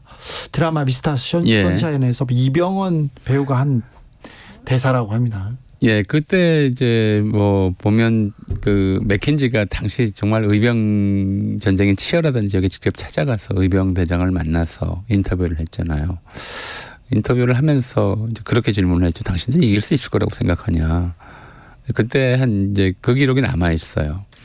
우리는 뭐 얼마 안에서 죽을 게 분명하다. 우리는 곧 죽겠죠. 그러나 노예로 살기보다는 자유민으로 죽는 길을 택하겠다. 예. 그게 굉장히 유명한 말이었고 아마 그걸 이제 작가가 본 것 같아요. 그러면서 예. 이제 그런 얘기를 이제 집어넣은 것 같은데 지금 그런 시국이라서 형편이라서 좀 답답하죠. 왜 이 정도로 이제 양보를 하는지 물러서는지. 한일 관계에서 왜 일본한테 이렇게 이런 입장인지 이런 입장을 가진 사람들 명확한 사람들만 왜 이렇게 중요하는지 좀 진짜 납득이 안 돼. 이게 외교적으로든 정치적으로든 이게 무슨 이득이 되는 일이라고 볼 수는 없거든요. 사실 외교라고 하는 것이 주고받는 거잖아요. 그러니까 이제 이게 사실 박정희 정권 때 이제 한일협정 체결할 때도 아시겠지만 6.3 사태라고 해서 네. 이 한일협정 체결 반대 운동이 어마어마했었고 굉장히 네. 많은 사람이 잡혀갔었어요. 이명박 전 대통령도 그때 예. 시위를 하다가 감옥에 갔다고. 네, 잡혀갔었죠. 네. 감옥도 가고 그랬었는데 고생도 하고 고문도 당하고. 근데 그때 이제 굴욕 외교라고 얘기를 했었죠. 근데 이제 그 뭐 박정희 전 대통령은 당시 대통령은 이제 경제 개발이라고 하는 목표를 내세웠었고 또 그러기 위해서는 워낙 시급하게 외자가 필요했기 때문에 굴욕이라고 하는 비판을 나름대로 감수하겠다고 결정한 것 같아요. 그런데 지금은 또 그런 실익이 뭐가 있는지를 모르겠어요. 이명박 정부가 들어서자마자 그때 뭐 외국 외교문서에 뼛속까지 친일 그 단어가 나오죠. 그리고 박근혜 전 대통령이 그 취임했을 때 아버지가 박정희 전 대통령이고 일본과 가까운 일본 군인을 했으니까 그런 얘기가 나왔는데도 이명박 전 대통령도 박근혜 전 대통령도 그렇게 일본에 대해서 이렇게 그냥 전향적으로 막 이렇게 내주는 그런 외교는 절대 아니었어요. 이걸 전향적이라고 표현할 수는 없을 것 같아요. 네, 죄송합니다. 단어는 교정해야 되겠습니다. 굉장히 좀 퇴행적인 그 일인데 이렇게 내주게 이렇게 적극적으로 되면, 예, 다 내준 거잖아요. 네. 그동안 엊그제 또 그런 기사가 났더라고요. 그동안 이제 군함도 세계유산 등재와 네. 관련해서 이것이 이제 우리 징용 노동자들의 좀 에 대한 학대 네. 또 그 죽음 이런 것들과 관련해서 인권 유린과 관련된 기록이 유산이기 때문에 이거 세계유산에 등재해서는 안 되고 세계유산에 등재하더라도 그 사실을 반드시 기록해야 된다. 여기가 이제 한국인들에 대한 학대 예. 현장이었다고 기록해야 된다. 우리는 계속 그렇게 요구를 해왔었거든요. 네. 근데 지금 이제 군함도 문제에 대해서도 아무 언급을 안 하는 걸로 결정이 됐다고 안 했다고 그러더라고요. 우리 정부는 그러니까 그동안에 거기에 대해서 유네스코 세계유산 지정할 때 이것이 갖는 예컨대 이것이 인권 유린과 관련 네. 그러니까 나치가 뭐 이용했다든가 예. 또는 전쟁 범죄에 이용됐다든가 이런 것들이 있다면 거기에 관여를 참고를 하고 그러니까 그런 것들은 대체로 유네스코 유산으로 지정을 안 하든가 하더라도 그런 기록을 반드시 명기하도록 유네스코는 그렇게 원칙을 세워왔었는데 그렇죠. 유네스코가 일본 정부를 상대로 조선인 강제 노역에 대해서 역사적 사실 제대로 기술하라, 알려라 이게 전제 조건이었고 지금도 권고하고 있어요. 그런데 이제 우리 정부는 거기에 대해서 이제 더 이상 얘기하지 안 했다고 그러더라고요 이번에는요. 그러니까 이런 정도로 모든 일본의 전쟁 범죄를 자기들이 저지른 범죄도 아닌데 우리 정부가 저지른 범죄 아니잖아요. 근데 일본 정부가 저지른 전쟁 범죄들을 일본군과 과거 일본 군국주의가 저지른 전쟁 범죄들에 다 면죄부를 주면서까지 이렇게 일방적으로 안보 때문에 네. 한국, 미국, 일본의 군사 협력이 필요하다. 이건 뭐 나름대로 그런 논리를 가질 수는 있다고 봐요. 근데 아무리 그렇다 하더라도 우리 이제 사실은 이제 한국민의 정체성 속에서 이 일본과의 대치 이런 것들을 빼놓고는 좀 이해하기 어려운 부분들이 있거든요. 네. 근데 그걸 다 건드리는 것이 네. 좀 우리가 알고 있는 우리가 만들어온 이제 독립운동을 하면서 일본에게 피해를 겪으면서 그런 세계관, 그런 상식 이런 걸 완전히 좀 뒤집으려고 하는 게 아닌가 이런 네. 생각까지 들 정도입니다. 유네스코에 대해서 외교부에서는요, 약속을 이행하기를 기대한다. 계속 대화를 해 나가겠다 이렇게 발표하긴 했습니다. 근데 뭘 고치겠다, 주장하겠다 이런 내용은 아니고 대화를 계속 해 나갈 예정이다 이렇게 얘기하네요. 역대 한일회담이 있었고 역대 네. 한일 관계가 있었습니다. 예. 어땠습니까? 역사적으로는. 이제 이승만 정권 때는 그게 워낙 이제 우리가 해방된 지 얼마 안 됐을 때고 반일 감정이 굉장히 강했죠. 네. 사실 몇 가지 좀 에피소드가 있어요. 그러니까 이제 이승만 막 이제 6.25가 나고 정부가 부산으로 이제 임시수도로 내려갔을 때 그리고 낙동강 방어선이 위태롭다는 얘기가 나왔을 때 네. 일각에서 일본의 망명 정부를 건설하자라고 하는 얘기가 있었어요. 그러니까 이승만 실제로 이제 망명 정부를 건설하기 위해서 일본하고 의사를 타진하고 했었죠. 그래요? 예, 근데 이제 이승만 당시 대통령은 이제 이건 최후의 수단이다. 네. 이제 이건 도저히 한국인들의 정서로 받아들일 수 없을 것이다라는 것이었고요. 두 번째 메가더 사령부하고 이제 당시 일본 이제 정치인들하고의 좀 교섭이 있었어요. 네. 일본군이 참전할 테니까 일본 재무장 시켜주면 일본군이 참전할 테니까 대신에 한반도에 대한 일본의 지배권을 다시 승인해달라. 아이고. 이렇게 요구한 적이 있었고 메가더는 그것까지는 아니더라도 일단 일본군 참전은 긍정적으로 생각을 했어요. 가까우니까. 왜냐하면 이 사람들이 태평양 전쟁의 전투 경험도 풍부하고 미국하고 이렇게 싸웠으면 중공군이나 북한군하고 싸우는데 유능할 거라고 생각을 했던 거죠. 예. 근데 당시 이승만 정부에서는 만약에 일본군이 여기에 상륙하면 국군이 총불을 거꾸로 돌릴 가능성이 크다. 국군이 인민군 편이 될 가능성이 크다. 예. 그럴 정도로 좀 여론이 그랬기 때문에. 그렇죠. 그래서 이승만 정권 때는 이제 이 과거 친일파들이 다 많이 살아있고 정관계에 살아있었지만 이제 노골적인 친일 얘기를 못했었죠. 그렇죠. 선을 넘을 수는 없었겠죠. 근데 5.16 나고 나서 일본의 우리 쪽 분위기도 달라졌고 일본의 분위기도 달라졌죠. 그때 잘 아시다시피 이제 국가재건 최고회의 의장 시절에 이제 일본을 방문했었고요. 박정희 대통령 그때 일본을 방문하고는 재임 중에 한 번도 일본을 간 적이 없어요. 61년도에 일본을 갔고 거기서 만주군관 학교 교장이었던 나고모 신이철을 만나서 큰 절을 올렸다. 선생님 덕분에 제가 오늘 이 자리에 있습니다. 라고 했다는 이야기가 있죠. 그러니까 겉으로는 이제 일본하고의 관계가 좀 이렇게 가깝게 보이지는 않았지만 지금 정서적으로는 좀 그랬던 것 같아요. 그래서 박정희 대통령 취임할 때 일본에서 오노 반복구라고 하는 사람이 이제 특사로 와요. 특사로 오면서 했던 얘기가 또 난리가 났죠. 예. 그래서 특사로 가는 기분이 어떻습니까 했더니 아들의 잔치에 가는 것 같아서 무척 기쁘다. 그러니까 뭐 이제 당시에 이제 일본인들은 박정희 5.16 군사정변 나고 나서 박정희 정권이 컸어요. 들었을 때 이제 그동안의 한일 간 문제들이 다 해결될 거다라고 이제 기대를 했고 특히나 이제 한국에 살다가 일본으로 돌아갔던 어쩔 수 없이 귀환했던 이런 일본인들은 이제 한국에 두고 온 집과 가재도구 재산 다시 찾을 수 있을 거라는 기대감에 들떠 있었죠. 아, 그래요? 예, 실제로 이제 그래서 한국교 정상화 이후에 상당히 많은 이제 한국에서 태어나서 일본으로 갔던 일본인들이 초기 관광객으로 굉장히 많이 왔어요. 그런 만큼 이제 기대감이 컸었고 그랬는데도 이제 6.3 사태 나왔고 또 한일국교 정상화 이후에 이제 이런저런 문제들이 있어서 가깝긴 했지만 한일 정상회담이 이루어지지는 않았죠. 그리고 전두환 정권 때 이제 처음으로 이제 대통령 자격으로 일본을 방문한 최초의 대통령이 전두환이었어요. 83년도 이제 일본에 갔고 그때 일본 전황이 통서계엄 이걸 우리는 사과로 이해를 했는데 그냥 좀 안타깝다. 옛날에 뭐 이렇게 관계가 있어서 나도 기분이 별로 마음이 좋지는 않다 이런 정도 표현인데 네. 그걸 받아왔었고요. 김영삼 정권 때 가장 좀 일본이 전향적인 태도를 보였죠. 그러니까 고노다마라고 해서 예. 이제 위안부 문제에 대해서 일본 정부와 군이 개입한 것들에 대해서 인정한다. 그런데 배상은 안 했죠. 그리고 강제동원 문제에 대해서는 언급조차도 안 했어요. 네. 그렇다 하더라도 93년도 고노다마와 95년도 무라야마다마가 일본이 보인 가장 전향적인 네.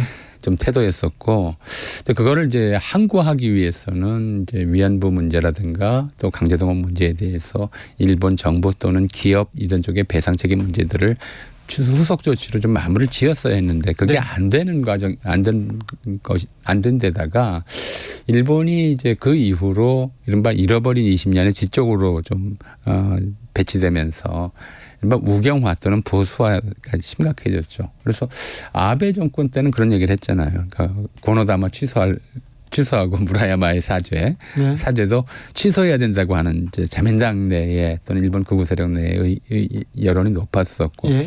근데 그렇다 하더라도 지금 이제 시간이 두 가지 흐름이 다 있는 거잖아요. 일본 내에서는 과거의 침략 행위에 대해서 사과해야 된다.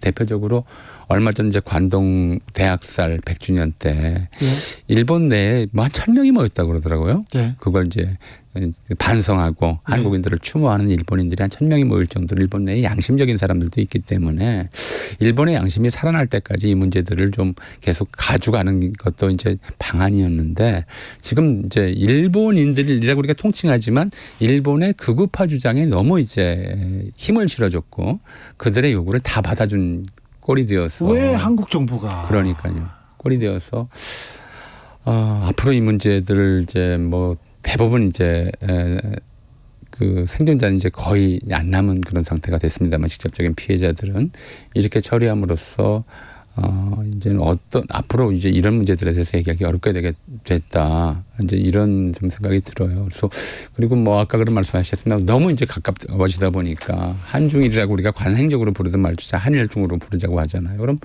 앞으로 어떻게 되겠어요? 교과서에 청일전쟁, 중일전쟁, 러일전쟁 이거 다 그러게요. 일청전쟁, 일로전쟁, 일중전쟁 일본은 이렇게. 항상 끝에 있었잖아요. 그렇죠.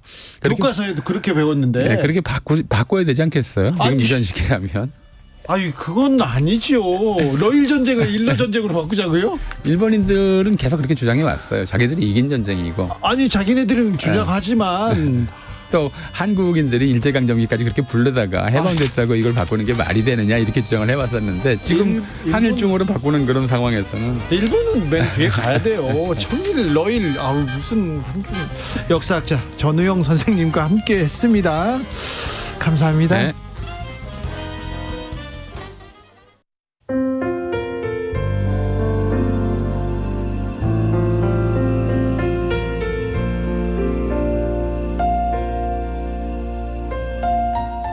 KBS 라디오 연중기획 희망충전 대한민국 551번째 이야기.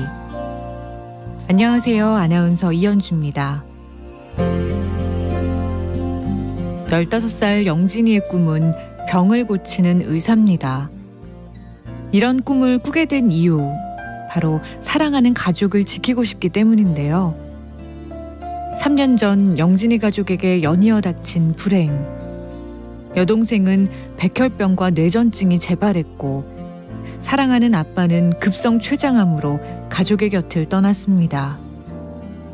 몸과 마음을 추스리기도 전에 가장이 된 엄만 아픈 딸과 영진이 걱정에 단 하루도 마음 편할 날이 없었는데요. 어려운 상황 속에서도 공부를 곧잘 하는 영진이. 영진이의 꿈에 날개를 달아주고 싶지만 어둡고 막막한 현실이 가슴 아프기만 합니다. 영진이네 가족이 희망의 빛을 향해 나아갈 수 있도록 여러분이 두 손을 꼭 잡아주세요.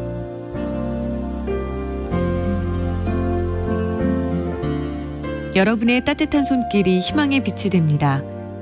ARS 060-700-1580 060-700-1580 한 통화 3,000원으로 희망을 선물해 주세요. KBS 라디오 연중기획 희망충전 대한민국은 초록우산 어린이재단, 인탑스 주식회사 그리고 청취자 여러분과 함께합니다.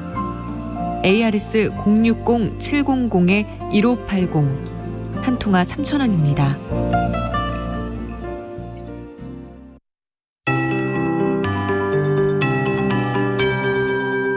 KBS 58분 날씨.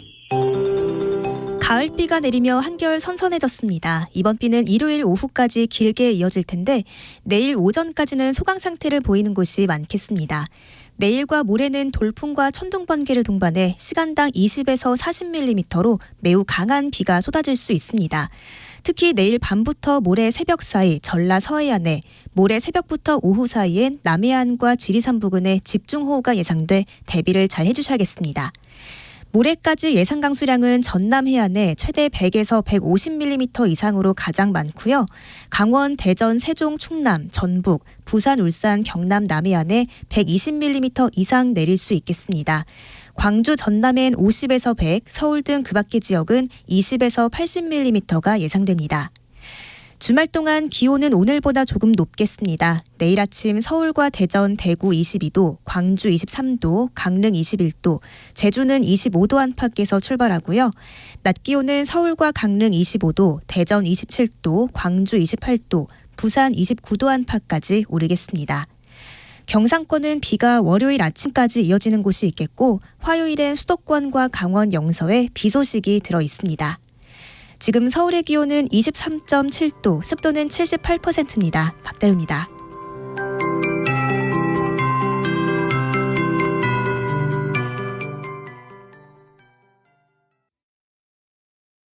정성을 다하는 국민의 방송 KBS가 6시를 알려드립니다.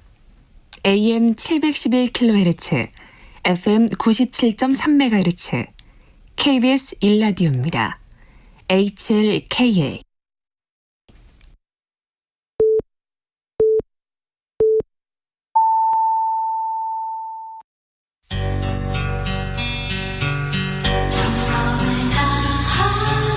정성을 다하는 국민의 방송 KBS 주진우 라이브. 그냥 그렇다고요. 이 시각 라디오 정보센터 뉴스입니다. 윤석열 대통령이 인천 상륙작전 전승 행사를 주관하면서 공산 세력과 추종 세력, 반국가 세력은 허위 조작과 선전선동으로 자유민주주의를 위협하고 있다고 말했습니다.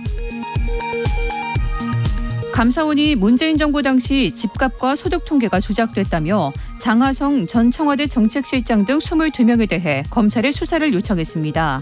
당시 청와대 인사들은 윤석열 정부의 조작된 감사라며 강하게 반발하고 있습니다. 더불어민주당 이재명 대표의 단식이 16일 차에 접어든 가운데 민주당은 대통령실 앞에서 기자회견을 열고 윤석열 대통령을 향해 전면적 국정쇄신과 내각 총사퇴를 단행하라고 요구했습니다. 수서인 KTX 운행 등을 요구하는 철도노조의 총파업이 이틀째 이어지면서 열차와 수도권 전철 운행이 줄고 화물 수송열차의 운행률은 20%를 밑돌았습니다. 정부와 코레일 측은 정부 정책 대상 파업은 불법이라며 엄정하게 대처하겠다는 입장입니다. 전국 언론노조는 방송통신위원회가 KBS와 MBC, JTBC에 뉴스타파 인터뷰 인용 보도 경위 등을 요구한 것과 관련해 편성 자유를 보장하는 방통위법 등을 위반했다며 이동관 방통위원장을 공수처에 고발했습니다. 방통위는 해당 사안은 방통위 권한에 해당한다고 해명했습니다. 지금까지 라디오 정보센터 뉴스 정한나였습니다.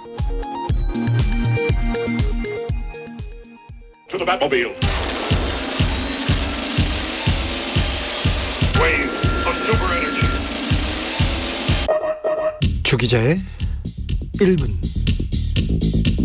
오늘 사법농단 양승태 전 대법원장에게 검찰이 징역 7년 구형했습니다.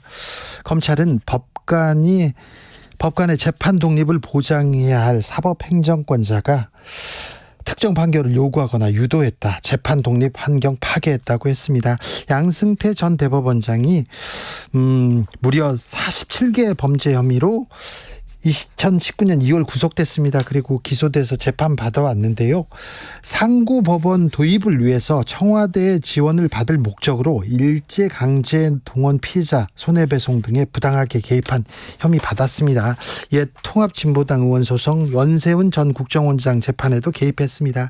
검찰은 재판 담당 법관을 접촉해서 재판 결론에 따른 사법부의 유불리를 이렇게 환기시키면서 특정 판결 요구했다. 아니면 유도했다. 법관 독립이라는 헌법적 가치는 철저히 무시됐고 당사자들은 공정한 재판을 받을 권리를 침해받았다고 지적했습니다. 양승태 전 대법원장은 그동안 조물주가 무에서 유를 창조하듯 공소장을 만들어냈다 이렇게 반박했는데요.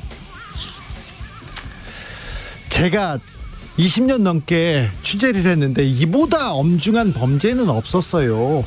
판사들이 자신들의 이익을 위해서 재판 유무죄를 거래를 합니다. 사법농단이야말로 국기문란입니다. 가장 사악한 범죄이고 반국가 범죄입니다. 최후의 보루 사법부의 신뢰를 땅에 떨어뜨린 중차대한 범죄입니다. 그런데요, 정치권이 중요합니다. 이 중대 범죄가 김만배 인터뷰보다 중요하지 않다는 말인지 막말도 없습니다. 신기합니다. 주기자의 1분이었습니다. 이 얘기를 왜 안 하는지 모르겠어요. 이 중요한 문제를 국카스텔 어서 말을 해.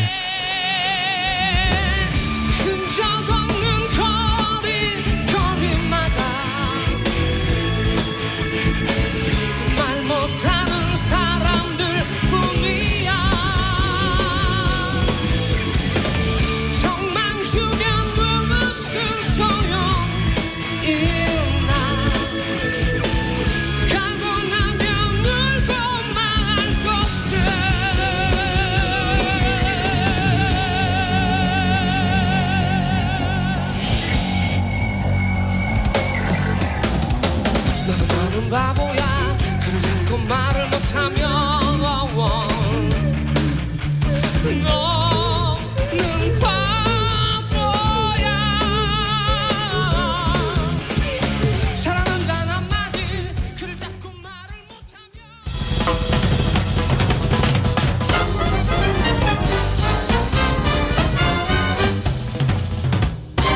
훅 인터뷰.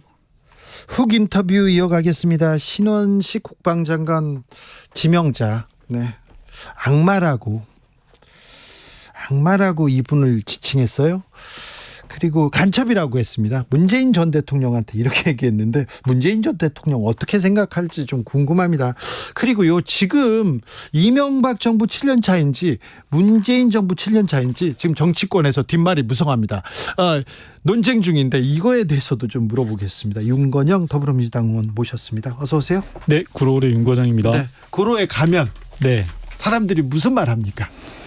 다들 먹고 살기 힘들다. 그렇죠. 라고 하고 추석 대목이 없다. 네. 라는 이야기 많이 하시고요. 네.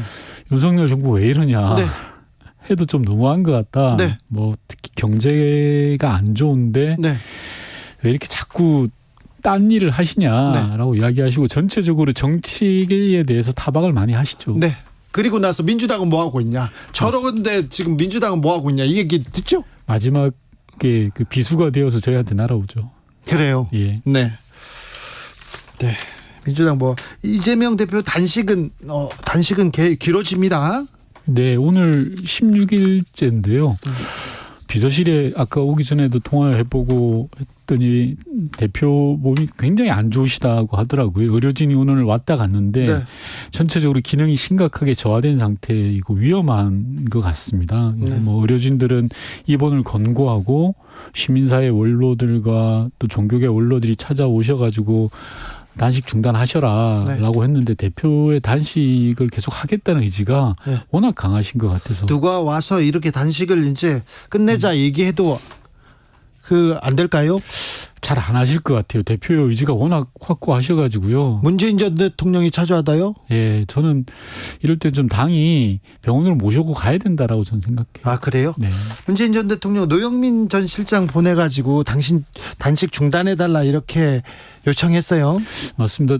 문 전 대통령께서도 이재명 대표의 건강이 걱정되시죠. 네. 그래서 직전 비서실장이었던 노영민 비서실장을 보냈습니다. 네. 그래서 좀 단식을 중단하시는 게 좋겠다라고 했는데 대표 의지가 워낙 강하신 것 같아요. 윤석열 정부의 막무가내 국정 운영에 대해서 맞서려면 목숨을 걸고 해야 된다라는 말씀을 하셨다 그래요. 그런데 네.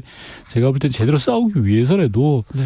건강이 제일 중요하기 때문에 단식을 중단하시는 게 어떨까라는 그런 말씀 드리고 싶어요. 문 전 대통령 9월 19일 날은 서울에 오시죠. 아직은 최종 확정돼 있지 않고요. 아, 그래요? 예, 주최하는 단체에서 토론회 기념식에 초청을 한 상태입니다. 네. 대통령께서 좀 지금 고민 중에 있는 그런 상태입니다. 그렇습니까? 네. 자, 문 대통령 얘기 좀 더 하겠습니다. 문 전 대통령이 박민식 법무부 장관 고소했습니다. 네. 고소장을 꺼내기까지 이분 신중한 분으로 또 이렇게 정평이 나 있는데 고소한 이유가 뭐? 제가 이제 실무자들이 쓴 고소장을 보고 대통령이 한 문단을 수정해서 넣으셨어요. 네. 이제 직접 본인이 작성하셔가지고 그게 어떤 내용이냐고 하면 부친의 명예를 훼손했다고 내가 고소하는 게 아니다. 네.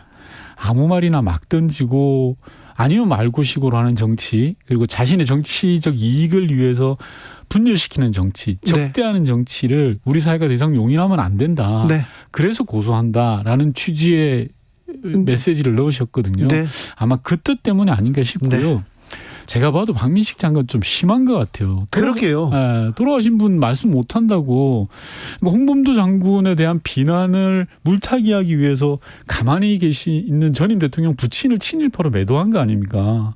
저는 대단히 악의적이고 악질적인 행동이라고 봅니다. 네. 고소인은 문재인 전 대통령은 단지 부친의 명예가 훼손되었다는 개인적인 분노만으로 고소한 것이 아닙니다. 이런 행태가 네. 정치의 세계에서 퇴출돼야 한다고 믿기 때문입니다. 이렇게 사회 분열 조장하고 적대 조장하는 일은 좀 퇴출돼야 된다 얘기합니다. 문 전 대통령 가만히 계신데 얘기가 계속 나옵니다. 자, 문정부 집값 통계 조작했다. 감사원 결과 오늘 발표했습니다. 문정부에서 그랬습니까? 새삼스럽지도 않고 놀랍지도 않습니다. 놀라운데요? 감사원의 행태가 워낙 반복된 행태라 네. 우선 조금만 기억을 짚어보시면요. 네. 윤석열 정부 출범하자마자 네. 감사원이 서해 공무원 피격 사건을 감사를 했죠. 예. 그리고 이제 일종의 윤석열 정부의 돌격대가 되어서 네. 정부가 이야기한 내용을 감사하고 네. 수법이 똑같아요. 패턴이 똑같아요. 그걸 이제 수사 의뢰를 합니다. 네. 그럼 검찰이 곧 있어서 오늘 이게 등장하시는 분들 압수수색하고 막 소환하고 이럴 거예요. 예. 그런 다음에 또 기소하고 이게 그래요? 지난 1년 반 동안 계속 반복되었던 일입니다. 네. 한 가지 분명한 건 통계 조작 없었고요. 분명하게. 그리고 오늘 저희가 여러 가지 해명도 했습니다. 부동산 통계라는 건 크게 두 가지 통계가 있습니다. 네. 부동산 원에서 내는 통계 그리고 KB국민은행에서 내는 통계가 있는데 이 두 가지 통계를 가지고 통계 조작이다라고 이야기하는 게 지금 윤석열 정부거든요. 아, 그래요? 예. 근데 들여다 보면요, 절대 통계 조작도 아니고 네. 부동산 값을 잡기 위한 그런 일종의 뭐랄까요, 정책적 판단, 네. 정책적 시도 이렇게 보면 될 것 같아요. 네. 문재인 정부에서는요, 개각할 때 어떤 점을 가장 고민했습니까? 개각할 때 이 사람을 장관을 한번 썼어요. 근데 네. 바꾼다. 예. 많은 고민점이 있었을 텐데 예. 개각할 때 어떤 얘기 많이 나누셨어요? 대통령의 컨셉과 색깔이 중요한 것 같아요. 네. 예를 들어서 이번 개각은 어떤 컨셉과 어떤 내용으로 가겠다라는 네. 게 있죠. 경제에 방점을 찍는다. 맞습니다. 외교 안보에 더 중점을 둔다. 이런 예. 게 있죠. 그리고 내용적으로 보면 네. 통합을 하겠다. 네. 또는 탕평을 하겠다. 네. 또는 혁신을 하겠다. 예. 그런데 지금 윤석열 정부 이번 개각은 네. 그런 색깔과 컨셉을 찾을 수가 없어요. 굳이 찾는다면 억지로 찾는다면 땜질밖에 없어요. 아, 그렇습니까? 네. 신원식 국방장관 후보자가 문재인 대통령 얘기를 많이 했어요. 네. 문재인 간첩이다 얘기했습니다. 정말 어이가 없는데요. 현직 대통령으로 계실 때 예. 간첩이다라고 하고 노무현 대통령을 초대 악마라고 하고 문재인 전 대통령 악마라고 했어요. 예. 그리고 또 뭐를 따야 된다라고 이야기하고 그런 분이 어떻게 국방장관을 할 수 있을까요? 저는 신원식 후보자가 했던 말을 일반 국민들이 들으면 도저히 정상적인 사람으로 안 볼 겁니다. 조금 어떻게 이런 말을 이런 생각은 하는데요. 예. 네. 청문회에서 적극 설명해드리겠다 이런 말씀을 하셨는데 지금 이게 설명이 가능한지 변명으로 일관하고 있고요. 그리고 네. 육군 장성 정도 되면 너무 비겁한 거 아니에요? 지금 자기가 한 말에 대해서 당장 나는 이런 생각을 가지고 있다 당당하게 밝히든지 사과할 게 있으면 사과를 하든지 해야 되는데 네. 청문회로 시간 계속 미루고 있고요. 오늘은요. 네. 9.19 군사합의 폐기 바람직하다 얘기했습니다. 이 부분에 대해서는 어떻게? 정말 내용이 없으신 분입니다. 9.19 군사합의의 중요성과 효과에 대해서 단 1도 공부를 하지 않으신 분입니다. 네. 9.19 군사합의 어떤 내용입니까? 쉽게 말씀드려서요. 네. 우리가 휴전선이라고 합니다. 네. 전문용어로 MDL선이라고 하거든요. 네. 남북이 경계돼 있는 선. 이걸 2km면 2km, 네. 5km면 5km, 10km면 10km 이 사이에는 네. 근데 상호간에 적대적으로 볼 수 있는 건 하지 말자라는 겁니다. 네. 네. 쉽게 말하면 포문을 열어놓지 말자. 예. 대포의 포문을 닫아놓자. 네. 그러면 쏠 때 아무래도 시간이 오래 걸리지 않겠습니까? 그렇죠. 헬기를 띄우지 말자. 예. 쉽게 말하면 예. 뭐 20km 내에서는 헬기를 띄우지 마라고 합의를 한 거예요.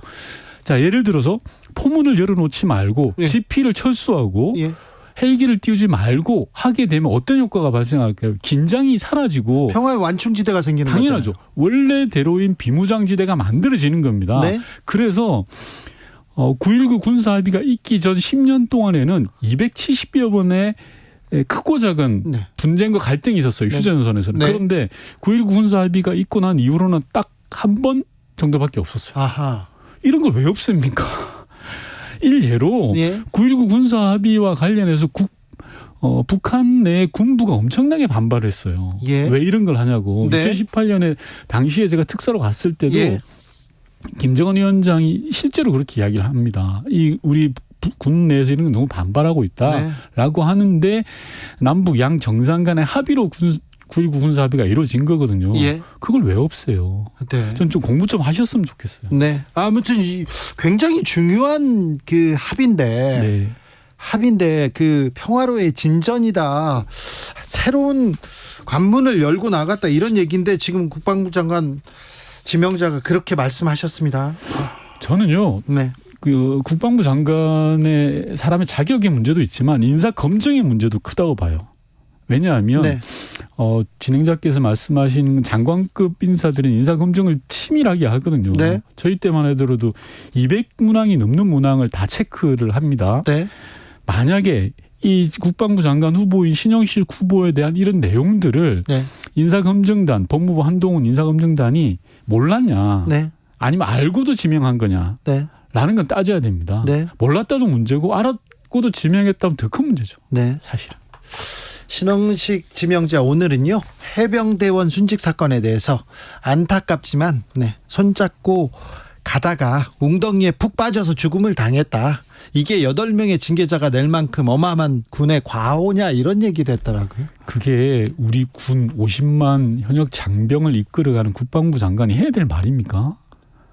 그 말을 듣는 자식을 군에 보낸 부모의 입장은 어떻겠습니까? 네. 국가를 위해서 헌신하고 국가를 위해서 희생하라고 군에 보냈는데 네. 가다가 푹 빠져가지고 죽은 걸 어떡하냐라는 식으로 그렇게 무책임하게 이야기하는 사람을 어떻게 저는 국방부 장관 후보로 임명하는지 모르겠어요. 지명하는지 모르겠어요. 장병 하나가 죽었다지만 어떤 사람한테는 이 장병이 모든 것이에요. 그럼요. 절대이고 이런 말을 네, 이거는 좀 그렇습니다.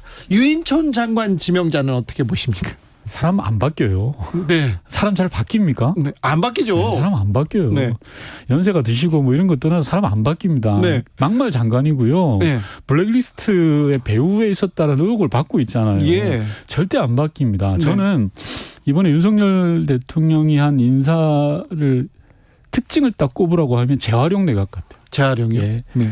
100% MB 분들 막 쓰잖아요. 뭐 유인촌, 김대기, 김은혜, 김행, 추경호, 이주호 다 이명박 정부 때 사람들였습니다. 왜 이렇게 쓰는가 제가 생각을 해봤어요. 네. 첫 번째 사람이 없어요. 사람이. 예, 윤석열 대통령 주변에 능력 있는 사람이 있으면 이렇게 안 쓰죠. 왜 새로운 참신한 사람을 쓰지 지나간 분들을 쓰겠습니까? 지나가는데 그때도 좀 좋은 평가를 받거나 이게 잘했다는 분을 쓰면 또 고개를 끄덕일 텐데 저는 차라리 네. 검사 출신 쓰셨으면 좋겠어요. 그렇죠. 근데 왜 그런 사람을 쓰는지 아세요?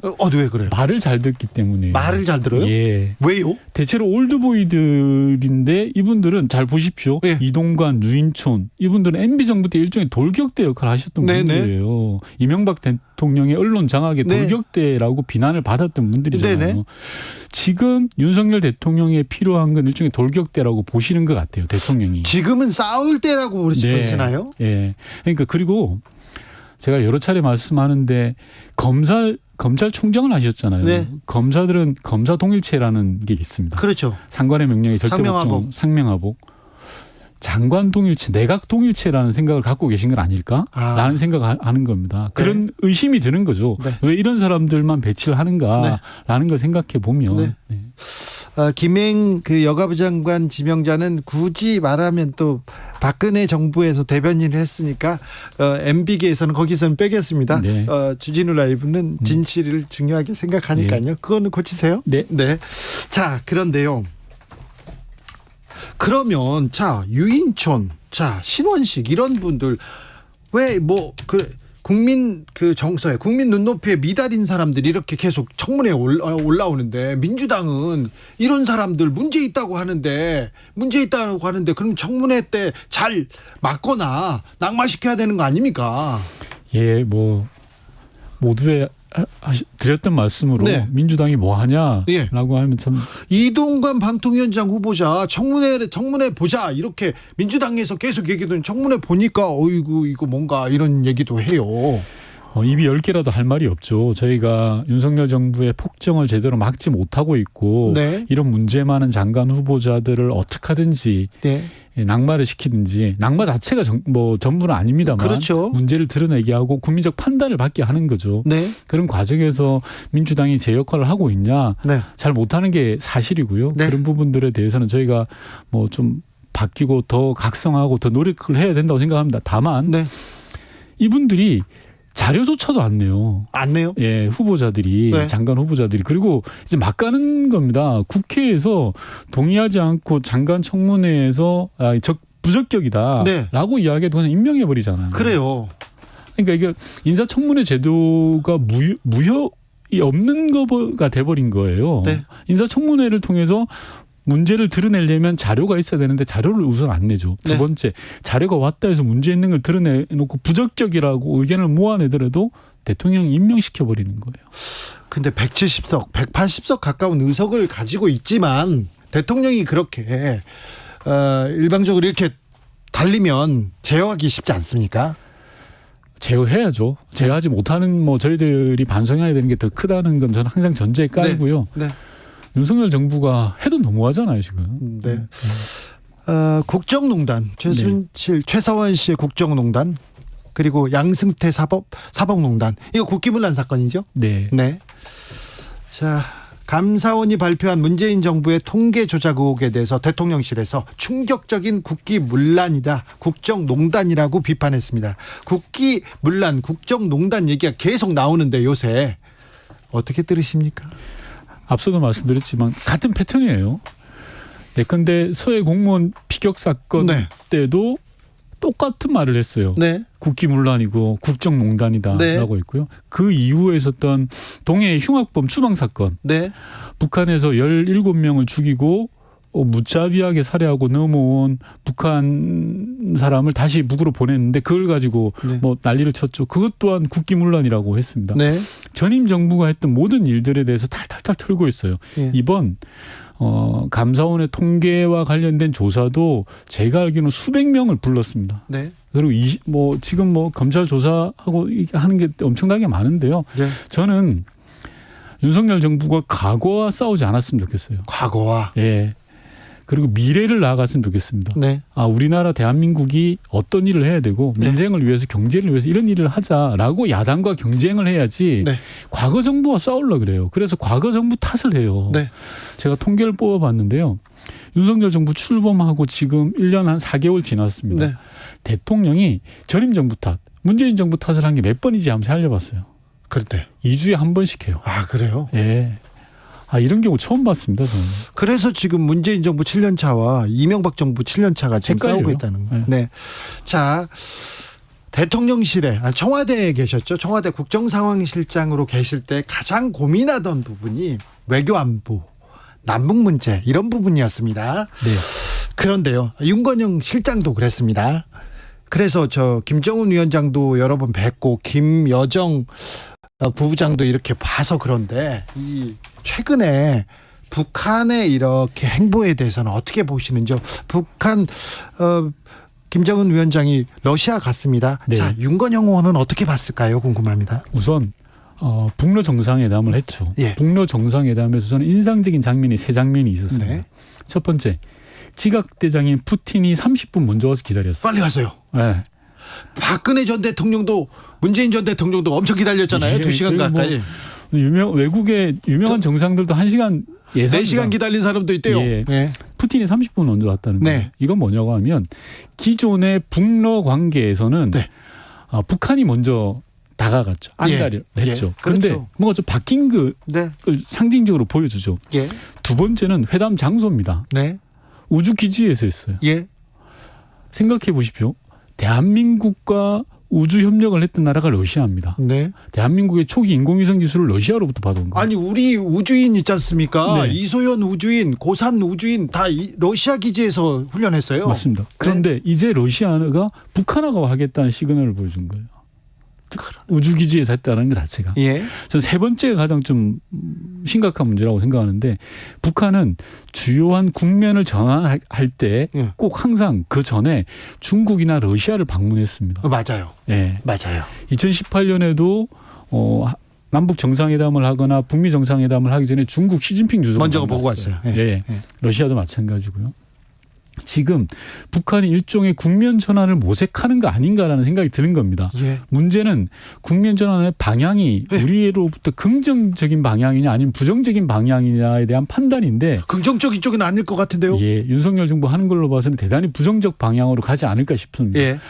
일각의 연구진들이 볼 때는 북한이 그동안 북미 관계 정상화에 굉장히 목을 맸거든요. 네. 그래서 한반도 비핵화 문제와 북미 관계 정상회를 연계시켰지 않습니까? 네.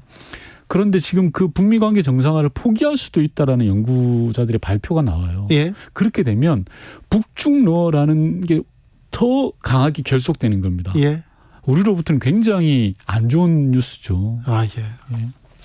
김여정 부부장이 굉장히 문재인 정부 때는 이렇게 부상하고 좀 주목을 받았는데 네. 최근에는 김정은 위원장 왜 이렇게 딸을 이렇게 김주에 이렇게 대동하고 다닙니까? 이건 어떻게 보셨어요? 여러 가지 이유가 있습니다. 우선 첫 번째로는 후계 구도와 관련해서는 네.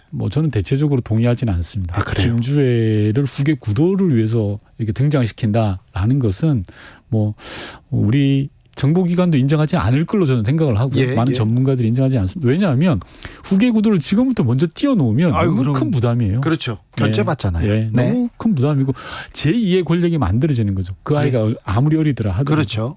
다만 김주애라는 인물을 띄우는 건 역설적으로 과거 리설주 여사를 띄우거나 김여정 부부장을 띄웠던 거 생각해 보시면 될 것 네. 같아요. 왜냐하면 저는 일종의 정상국가라고 이제 가는 과정으로 보는데요. 정상국가라는 말 자체는 싫어합니다. 하지만 아직 지금 북한이 비정상이라는 또 반증이기도 하죠. 예. 예. 예를 들어서 백악관 같은 데서 미국의 대통령이 큰 중요한 결정을 할 때 보면 항상 가족이 옆에 있죠. 네. 부인이 옆에 있고 자제가 함께하고 결제를 합니다. 네. 그런 거에 대한 일종의 따라하기 개념입니다. 첫 번째는. 그게 끄떡여지네요. 예. 그리고 두 번째는 김정은 입장에서는 북한의 미래 세대들에게 시그널을 보내고 싶은 거예요. 그렇죠. 예. 네. 핵을 통해서 너희들을 지키겠다라는 그런 말도 안 되는 시그널을 보내고 있는 거예요. 너희들은 자부심을 가져야 된다. 그렇죠. 우리는 핵이 있는 나라다 이 얘기를요. 네, 그걸 이제 사상적 교화를 시키는 거고. 북의 입장에서 보면. 네. 여기까지 들을까요? 네. 이모저모 물었습니다. 윤건영 더불어민주당 의원이었습니다. 감사합니다. 네. 정치 피로, 사건 사고로 인한 피로, 고달픈 일상에서 오는 피로. 오늘 시사하셨습니까? 경험해보세요. 들은 날과 안 들은 날의 차이. 여러분의 피로를 날려줄 저녁 한 끼 시사. 추진우 라이브.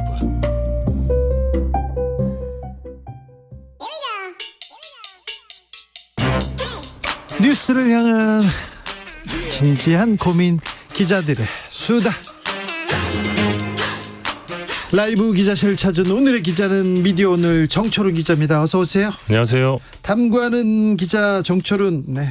오늘의 탐구 사항은 뭡니까? 언론계, 방송계에 이제 떠돌던 이 방송 장악 시나리오가 빨간불이 켜졌다. 자, 언론 전문 기자 정철훈은 어떻게 보고 있는지 들어봅시다. 이번 주에 굉장히 많은 이슈가 있었는데 많은 뉴스가 있었어요? 저는 이번 주 월요일 날 있었던 그 하나의 결정, 법원의 결정에 주목하고 있는데요. 네. 서울행정법원이 11일이었죠. 이 권태선 방송문화진흥회 이사장, MBC 대주주인데요. 방통위를 상대로 해임 처분 집행정지 신청을 했었는데 이거를 법원이 인용을 합니다. 자, 인용 일이 복잡할 텐데요. 해임됐는데 해임 이거 잘못됐어요. 가처분 신청하니까 잘못했어 그러면서 권태선 이사장의 손을 들어줬습니다. 예, 그러니까 법적인 소송은 따로 했는데 그 소송과 별개로 일단 해임 처분의 효력을 멈춰달라는 건데 그걸 법원이 인정해 준 겁니다. 이게 얼마나 놀라운 일이냐면 지금까지 수많은 공영방송 이사들이 해임된 다음에 똑같이 정지시켜달라고 했습니다. 근데 법원이 받아준 적이 한 번도 없었습니다. 이번이 최초입니까? 네, 최초입니다. 그렇군요.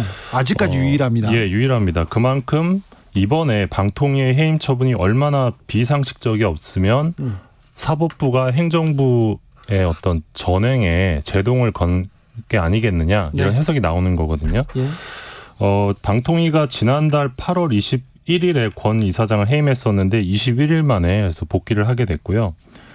사실 권태선 이사장 해임까지 이제 해임 건의를 하고 의결까지 19일밖에 안 걸렸습니다. 그렇군요. 엄청나게 빨리 해임을 했던 건데 그만큼 좀 뭐랄까요, 문제가 있었다는 비판도 있었고요. 네, 다른 이사 해임도. 그럼 MBC는 어떻게 되는 겁니까?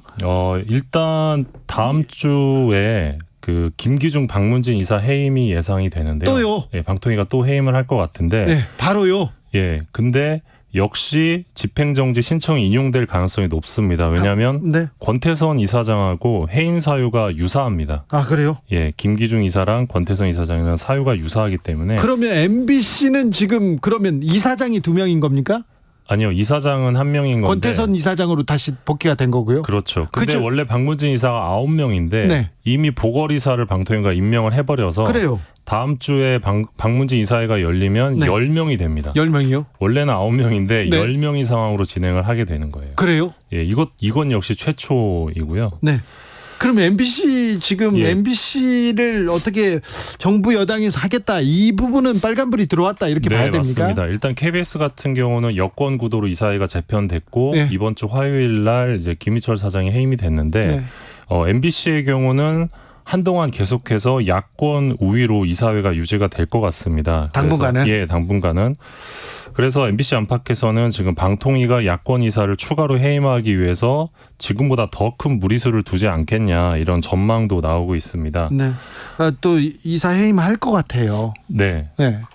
근데 이제 무리수를 둘수록 이동관 위원장, 방통위원장 스스로 이 국회 다수 의석을 가진 야당에게 탄핵 사유, 탄핵의 빌미를 제공할 수도 있기 때문에 이 사건을 계기로 그래도 할 것 같아요. 예, 이 사건을 계기로 방통위원장의 입지가 좁아지는 것 아니냐, 급격히 줄어들 것이다 이런 해석도 있습니다. 해석도 있지만 뭐 입지가 줄어들지는 않을 것 같은데요. 근데 저는 이번 결정이 중요한 이유가 사실 MB 정부 때 2008년에 그랬고 2017년 문재인 정부 때도 그랬고 정권이 바뀔 때마다 공영방송 이사의 해임이 반복됐습니다. 그리고 사장 해임도 반복이 됐는데 지금까지 판례를 보면 해임이 전부 다 부당하다는 판결이 나왔습니다. 고대영 KBS 사장도 그랬고 정연주 KBS 사장도 그래서 이번에 김희철 사장도 해임 무효가 나오지 않겠냐 이런 전망이 있는데 해임 무효 소송을 제기했습니다. 네, 그 다른 공영방송 이사도 마찬가지입니다. 그래서 이번 그 집행정지 인용 결정이 이런 식으로 공영방송 이사를 해임해서 공영방송을 이렇게 정치권의 전리품으로 좌지우지하는 식의 행동은 더 이상 안 된다. 이런 메시지를 사법부가 준 것이 아닌가. 네, KBS 이사장, MBC 이사장 그만 해임하고요. 그 다음에 사장 해임하고, 그 다음에 또 해임하고, 계속 이게 이어질 거 아니에요. 그러니까 이게 반복이 되고 있는 건데, 그동안 판례가 많이 쌓인 거죠. 15년 동안. 그래서 과거와 같은 방식으로는 공영방송 장악이 이제 어렵다 이런 메시지를 사법부가 던진 것이다라고 저는 해석을 하고 있고요. 이미 다 된 거 아닌가요? 뭐 돼가고 있는 거 아닌가요? 그렇게 해석하실 수도 있는데 법에서는 아무튼 경종을 울렸다 여기까지는 봐도 되겠네요. 저는 의미가 있다고 보고요. 네. 사실 근데 이런 가운데 이 박문진 이사장 해임을 주도했었던 김효재 방통위원장 직무대행이 오늘 그 한국언론진흥재단 이사장으로 단수 추천이 됐습니다. 오늘 추천됐어요? 네, 그래서 또 한 자리 하실 것 같습니다. 네, 김효재 이분은 방통위원으로서 이 해임, 이사장 해임에 뭐 적극적인 역할을 했었죠. 네. 이분은 조선일보 출신이죠. 조선일보 기자 출신인데 정치권에 입문했습니다. 이명박 정부 때 청와대에서 수석을 하셨고요. 정무수석을 하셨죠. 네, 돈봉투 사건으로 또 요즘 되게 제가 문제가 됐죠. 요즘 되게 젊어졌다는 착각을 하는데 제가 이제 이명박 정부 때 20대였거든요. 네. 근데 요즘 이제 이동관 위원장 그리고 또 김효재 정무수석 그리고 뭐 유인촌 장관 후보자 막 이제 등장하시니까 뭔가 그때에 살고 있는 느낌이 들어서 좀 젊어진 듯한 느낌도 듭니다. 또 젊어졌다 이렇게 해석하는 사람도 긍정적으로 생각해서 행복하게 살아야죠, 최대한. 네. 저하고는 또 특수관계거든요. 제가 이명박 정부 때 맹활약했거든요. 그래가지고 저는 요즘 아주 좀 그래서 웃겨요. 아까 윤건영 의원도 말씀하셨지만 언론재단 이사장도 또 언론 쪽을 총괄하고 하는 자리인데 역시 MB 출신 인사가 또 가게 됐습니다. 그러네요. 네, 알겠습니다. 다음 이야기로 가볼까요? 그 이동순 시인이라는 분이 홍범도 장군의 절규라는 시를 썼는데요. 네, 저희 주진우 라이브에서도 인터뷰했었습니다. 홍범도 장군의 이 그 평전을 썼죠. 네, 그 시의 한 대목을 제가 인용해 볼 텐데요. 그토록 그리던 내 조국 강토가 언제부터 이토록 외놈의 땅이 되었나. 해방 조국은 허울 뿐 어딜 가나 외놈들로 넘쳐나네. 이 시의 한 대목인데요. 페이스북이 이 시가 혐오 표현을 포함했다는 이유로 삭제를 했습니다. 게시글을. 뭐가 혐오 표현입니까? 이 외놈이라는 단어가 혐오 표현이라는 건데 이거 너무한 거 아닙니까? 어떻게 보십니까? 이거 페이스북의 이 잣대가 이건 잣대도 아니죠. 그러니까 뭔가 어떤 맥락을 전혀 고려하지 않는 심의 잣대인 건데 지난 1일 이제 이동순 시인이 자신의 시를 페이스북에 올렸는데 돌연 이제 게시글이 삭제가 된 겁니다. 그리고 계정이 경고 조치를 받았는데 이 페이스북에서는 경고요? 페이스북에서는 정체성을 바탕으로 개인 또는 집단을 열등한 대상으로 묘사하며 공격하는 콘텐츠를 공유해 커뮤니티 규정을 위반했다 이렇게 밝혔습니다. 그래서 페이스북에서 이 시를 공유하는 움직임이 번지기도 했는데요. 페이스북은 이제 혐오 발언을 인종, 민족, 국적, 종교, 성별, 장애 등 보호받아야 할 사람의 특성에 대한 직접적 공격으로 정의하고 있는데 사실 이 페이스북이 시라는 특성도 고려하지 않았고 이번에 외놈이라는 표현을 역사적인 맥락에서 해석하지 않았다 이런 지적이. 시도 시인데요. 시인데 그리고 아유 참 맞습니다.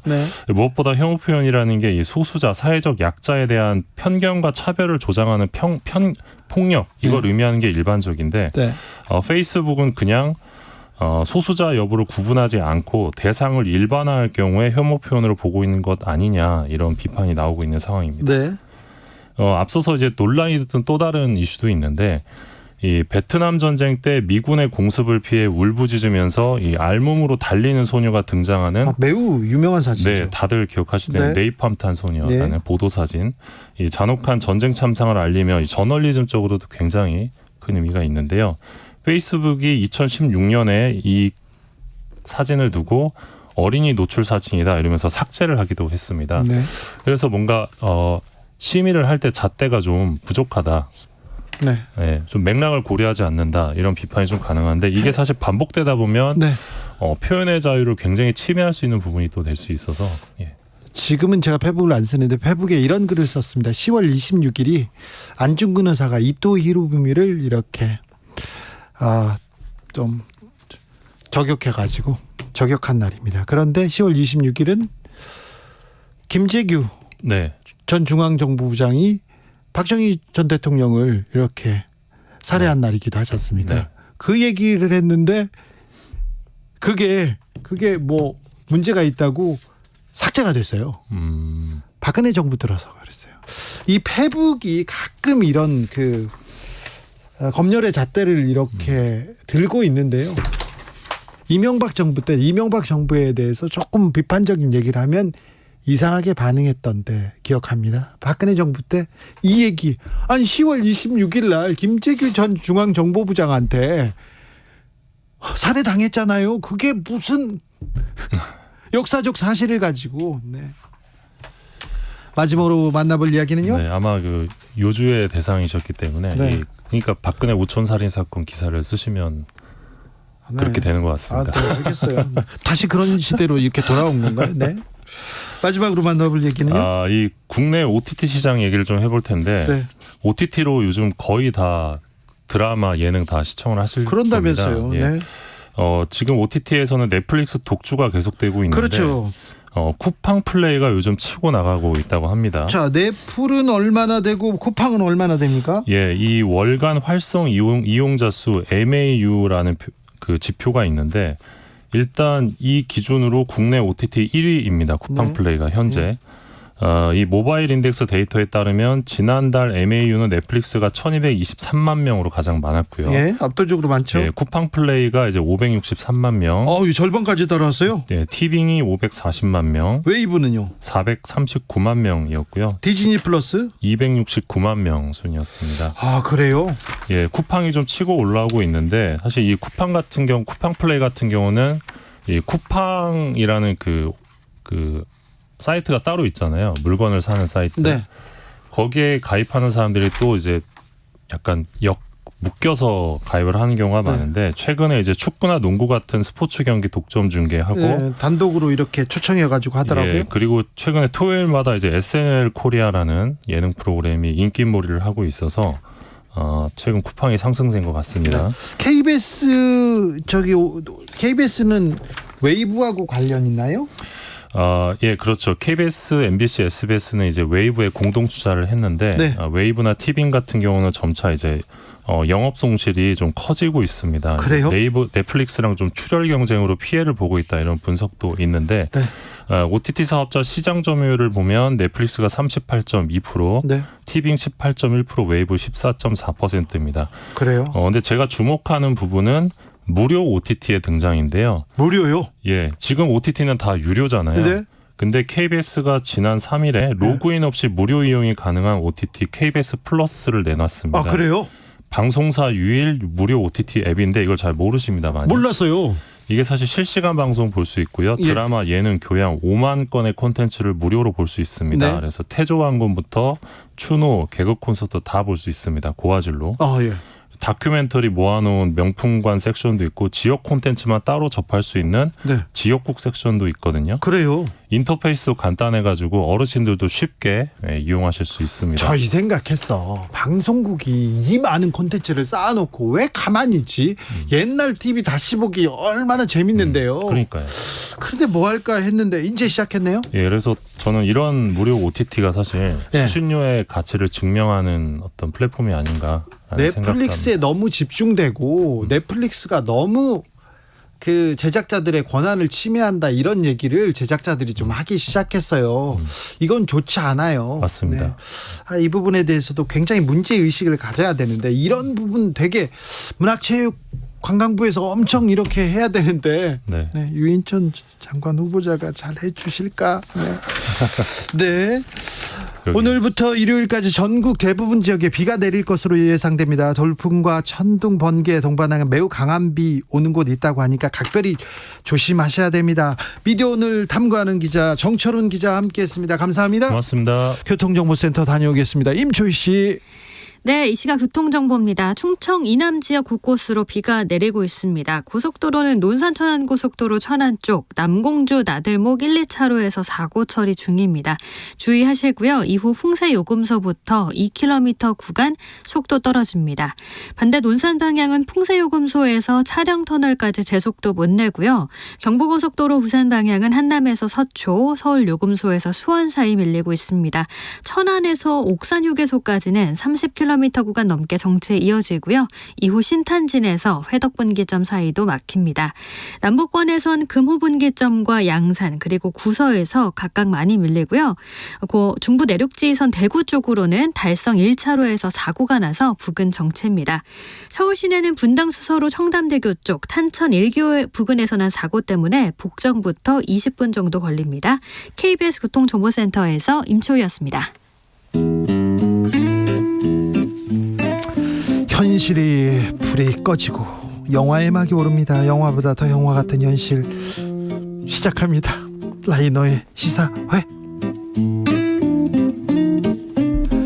영화 전문 유튜버 라이너 어서 오세요. 네, 안녕하세요. 네, 영화보다 더 영화 같은 현실. 현실이 좀 더 영화 같죠 요새. 그렇죠. 기계예요. 그렇습니다. 사실 때로는 현실 그대로 영화로 만들었을 때 이렇게 만들면 욕 먹겠다 그렇죠. 싶은. 이렇게 해서 야, 리얼리티가 떨어져 이렇게. 그렇죠. 이게 말이 돼? 네. 이런 얘기를 하게 만드는. 요즘 막 뉴스에서 다 그렇습니다. 현실의 사건들도 있습니다. 네, 오늘은 어떤 얘기 해주시겠습니까? 최근에는 잠이라는 영화가 나와서 화제가 되고 있는데요. 네, 최근 나온 한국 영화 중에서 특히 이런 신인 감독의 영화 중에서 굉장히 보기 드물 정도로 공포를 전달하는 작품이었습니다. 아, 그래요? 특히 이제 잠이라는 소재를 다뤘다는 부분이 인상적이거든요. 네. 우리가 살아가는 데 있어서 거의 인생의 3분의 1을 자면서 보내기 때문에 이 잠으로 영화를 만드는 것도 되게 좋은 소재라는 생각이 듭니다. 그러네요. 오늘은 그런 의미에서 잠과 꿈을 다룬 작품 중에서 이 작품은 정말 단연 뛰어나다 할 수 있는 영화를 소개해 드리려고 합니다. 아주 유명한 감독의 아주 유명한 작품이죠. 크리스토퍼 놀란 감독의 인셉션이라는 영화입니다. 놀랄만한 작품이라면서요? 그렇죠. 진짜 놀란 작품이라면서요? 네, 그렇습니다. 네, 논란의 작품 중에 최고의 작품이라고 얘기하는 사람도 많습니다. 네, 그렇죠. 그런 사람들도 많고요. 논란은 근데 정말 뛰어납니까? 뛰어난 감독이죠. 네. 크리스토퍼 놀란 요즘 이제 뭐 마블 영화들 나오고 이런 세상에서 예전처럼 감독 이름만으로 영화를 선택하기는 쉽지 않잖아요. 그렇죠. 이제는 막 메이커, 뭐 제작사 이런 데를 보게 되는데, 근데 크리스토퍼 놀란은 지금 이 시대에도 그냥 이름만 들어도 믿고 볼 수 있는 그런 영화를 만드는 사람입니다. 그렇습니다. 오펜하이머 뭐 극찬 받고 있습니다. 사실 크리스토퍼 놀란 같은 경우는 어렸을 때부터 영화를 좋아해서 이제 8살 때 아버지가 선물로 주신 카메라를 갖고서 영화를 찍어 친구들이랑 영화 만들면서 놀았던 친구입니다. 아유, 천재예요. 그렇죠. 네. 어렸을 때부터 항상 좀 뭔가 다르죠. 아니, 저희 집에도 카메라가 있었어요. 저는 바로 고장 냈죠. 바로 고장. 네. 텔레비전 사오지 않습니까? 바로 고장 냅니다. 네, 저는 그랬군요. 네. 안 맞아요, 기계하고. 그런데 보통 카메라가 있어도 이걸로 영화를 만들겠다는 생각을 아이들이 하진 않는데. 아니, 근데 제가 만지면 고장 나더라고요. 뭘 해보지도 못하고. 그래서 손 댄다고 맨날 혼났어요. 손만 대면 고장이 나니까. 손 대지 마, 이렇게죠. 아무튼 그랬었고요. 그러다가 이제 열심히 영국 기숙학교를 다니다가 그러다가 이제 대학에 영문학 전공을 들어갔다가 거기서 하라는 공부는 안 하고 영화 동아리 활동에 더 열중하면서 이렇게 살았습니다. 졸업하고 나서 이제 바로 카메라 기사로 활동하면서 처음으로 장편 영화 미행을 만들면서 영화계의 첫 발을 디뎠습니다. 그러다가 미행 이후에 스타 감독이 된 이 작품은 역시 메멘토라는 작품인데, 메멘토는 진짜 대단한 영화였습니다. 아, 그래요? 네, 메멘토 안 보셨나요? 네, 저는 안 봤어요. 메멘토. 죄송해요. 이게 왜 그러냐? 메멘토가 나왔을 때 진짜 거의 모든 영화인들이 크리스토퍼 놀란에 대해서 정말 어떻게 이런 사람이 다 있나 하는 생각을 했거든요. 그래요? 그러니까 그게 적어도 그때 처음에 저는 비디오 테이프로 봤는데 비디오 테이프를 빌려서 이렇게 영화를 한번 봤어요. 중반이 굉장히 따분해서 이거 무슨 영화지? 하고 계속 보고 있는데 마지막에 결말을 보고서는 저도 소름이 돋아서 다시 바로 되감기. 옛날엔 되감기가 있잖아요. 되감기에서 다시 처음부터 바로 봤습니다. 그래요? 그 정도의 작품이 이제 메멘토였거든요. 그러니까 시간선을 이렇게 어떻게 할까요? 접었다고 해야 될까요? 시간을 종이접 접듯 접어서 거꾸로 재생시키는 진짜 대단한 사람입니다. 이분 시간 접는 거 좋아해요. 인터스텔라. 네, 엄청 좋아합니다. 네. 근데 메멘토가 가장 최고의 작품이었었고요. 아, 그래요? 네, 그리고 나서 이제 이런 활동을 할 때 다크나이트 시리즈, 아이고, 네, 이런 히어로 영화까지 만들면서 사실 다크나이트라는 영화는 히어로 영화의 범주를 벗어나 버린 그런 명작이죠. 어떤 쪽으로요?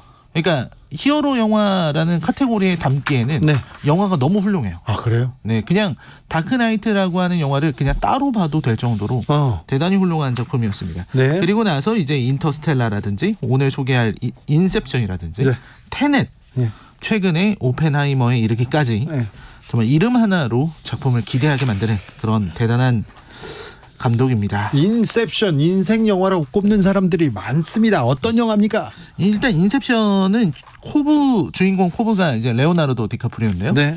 이 패시브라는 기계를 이용해서 다른 사람과 꿈을 공유하고 그 꿈 속에서 다른 사람들의 비밀을 추출해내는 이런 일을 합니다. 아, 저는요 이렇게 좀 뭐 시간 여행을 간다던가 초능력을 부린다던가 이렇게 남의 꿈을 다 지배한다던가 이런 거는요 좀 비현실적이지 않아. 비현실적일 것 같은데. 그래가지고 좀 선뜻 이렇게 그러니까 어려워요. 이 영화가 이 영화를 보시면 생각이 달라지죠. 아, 그래요? 왜 그러냐면 이 꿈이라는 게 누구나 꿈을 꾸지 않습니까? 꿈을 꿔요. 그리고 꿈 안에서 자각몽이라는 게 있죠. 아, 예. 그래서 자각몽을 열심히 공부하시는 분들은 꿈을 좀 더 선명하게 기억하게 하기 위해서 꿈 일기를 쓰시는 분들도 있습니다. 꿈 일기를 쓰고요. 꿈 공부를 하는 사람도 있어요. 제 아는 분 중에 천재 교수예요. 천재 소녀였다 천재 교수가 됐는데 그 사람은 꿈을 여는 거예요. 심지어 그분은 통계학, 회계학을 전공자인데 교수인데 그 공부하는 사람들이 있더라고요. 맞습니다. 꿈을 공부해서 꿈 일기를 쓰면서 점점 꿈을 더 선명하게 만들어가는 거예요. 그래요? 네, 그렇게 되면은 이제 꿈 속에서 내가 자유롭게 움직일 수 있고 더 나아가서는 좀 더 정교하게 꿈을 만들 수 있습니다. 이게 꿈이라고 하는 것이 내 의식, 무의식 안에 있는 거기 때문에 꿈을 이용해서 무의식의 심층까지 들어갈 수 있다는 거예요. 그렇죠. 꿈도 내가 사는 세상의 하나야. 그렇죠. 현실만이 아니라 이것도 내가 더 잘 살고 싶어 이렇게 생각하는 거 아니에요? 그렇습니다. 그래요? 그런데 여기서는 이 작품에서는 한 가지가 더 있는 거죠. 약물을 이용해서 더 깊게 꿈을 꾸는 사람들이 있고요. 그리고 약물과 기계를 이용해서 꿈속을 좀 더 선명하게, 꿈을 좀 더 리얼하게 이렇게 만들어서 오히려 그 꿈에 중독돼서 꿈속에서만 살겠다 이런 사람들도 있어요. 아, 그래요? 네. 현실에서 사는 것보다 꿈에서 사는 게 좋다. 그렇죠. 그리고 타인의 꿈 안에 들어갈 수가 있게 된 거예요. 이건 완벽하게 지금 다른 세상, 다른 철학에 대한 얘기입니다. 타인의 꿈속에 들어갈 수 있게 됩니다. 근데 이게 왜 중요한 거냐면 타인의 꿈에 왜 들어가서 굳이 타인의 꿈을 왜 들어가느냐. 두 가지가 있습니다. 아까 말씀드렸던 추출이라는 게 있는데 이건 뭐냐면 엄청난 기업의 총수라든지 이런 사람이 꼭 숨기고 싶은 비밀 이런 게 있을 거 아니에요. 들어가고 싶네요. 그것만 알아내면은 전부 할 수 있어요. 그렇죠. 그때 이 타인의 꿈속에 들어가서 그 꿈을 조작하면 사람이 무의식적으로 자기가 중요하다고 생각하는 것을 어딘가에 숨겨놓습니다. 그렇죠. 꿈 꿔가지고 결정 바꿨어 이런 사람도 있잖아요. 그 꿈 안에 이제 내가 숨겨야 될 비밀들이 이런 종이라든지 문서 같은 형태로 저장이 돼 있어요. 아이고, 나 그러니까 지금 공부해야 꿈속으로 되겠네. 들어가서 들어가야 되겠어. 막 해서 찾으면 그 사람이 숨기고 있는 비밀이라든지 암호라든지 이게 다 드러나요. 아이고, 취재를 여기서 하면 되겠어. 그렇죠. 그렇네요. 이게 바로 추출. 꿈속에서 비밀을 추출해내는 거고요.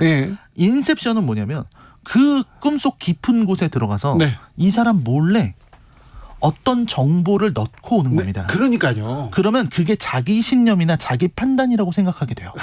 그래서 기업의 총수라든지 유명 정치인이라든지 이런 사람들이 어떤 결정을 하게끔 만들어버리는 거예요. 그러니까요. 그게 바로 인셉션. 제가 평생 동안 사모하는 사람이 하나 있잖아요. 근데 그분의 계좌가 어느 동네만 가면 사라지는 거예요.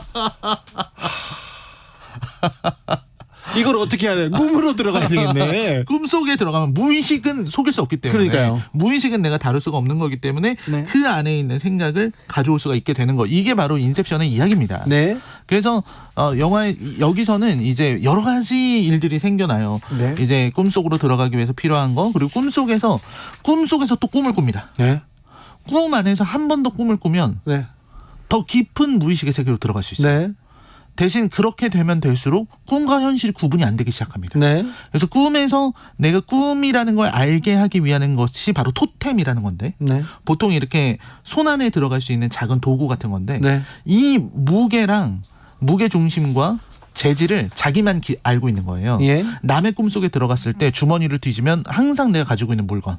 그래서 그걸 딱 만져봤을 때 무게 중심이 어긋나거나 뭔가 내가 알고 있는 재질이 아니다. 그러면 이건 꿈인 거예요. 그리고 이게 돌렸을 때 이게 넘어지지 않고 영원히 돌아간다면 그건 꿈인 겁니다. 근데 몇 가지. 실제로 꿈을 연구하시는 분들도 네. 이런 걸 진짜로 해요. 아까 말했던 자각몽 하시는 분들은 꿈 안에서 내가 그걸 RC를 한다고 합니다. 리얼리티 체크를 한다고. 이게 현실인지 꿈인지 헷갈리기 때문에 자기도 모르게 항상 하는 행동을 하는 겁니다. 그렇죠. 어렸을 때 생각해 보세요. 5살 때쯤 이게 꿈인지 현실인지 오줌을 싸봐야지. 에이 이거 현실이네 이게. 꿈이었는데. 그렇습니다. 어떤 네. 행동을 반복하는 식으로 현실에서도 한다고 하더라고요. 5살 때 기억나시죠? 5학년 때 기억나시는 분도 있을 거예요. 네, 그렇습니다. 네. 그래서 그런 식으로 이제 무의식으로 들어가서 하게 되는데 네. 그 무의식에 들어가게 되면은 다른 사람의 꿈으로 꿈을 바꿨을 경우에 네. 원래 꿈의 주인은 다른 누군가가 내 꿈 안에 침투했다는 걸 느끼게 됩니다.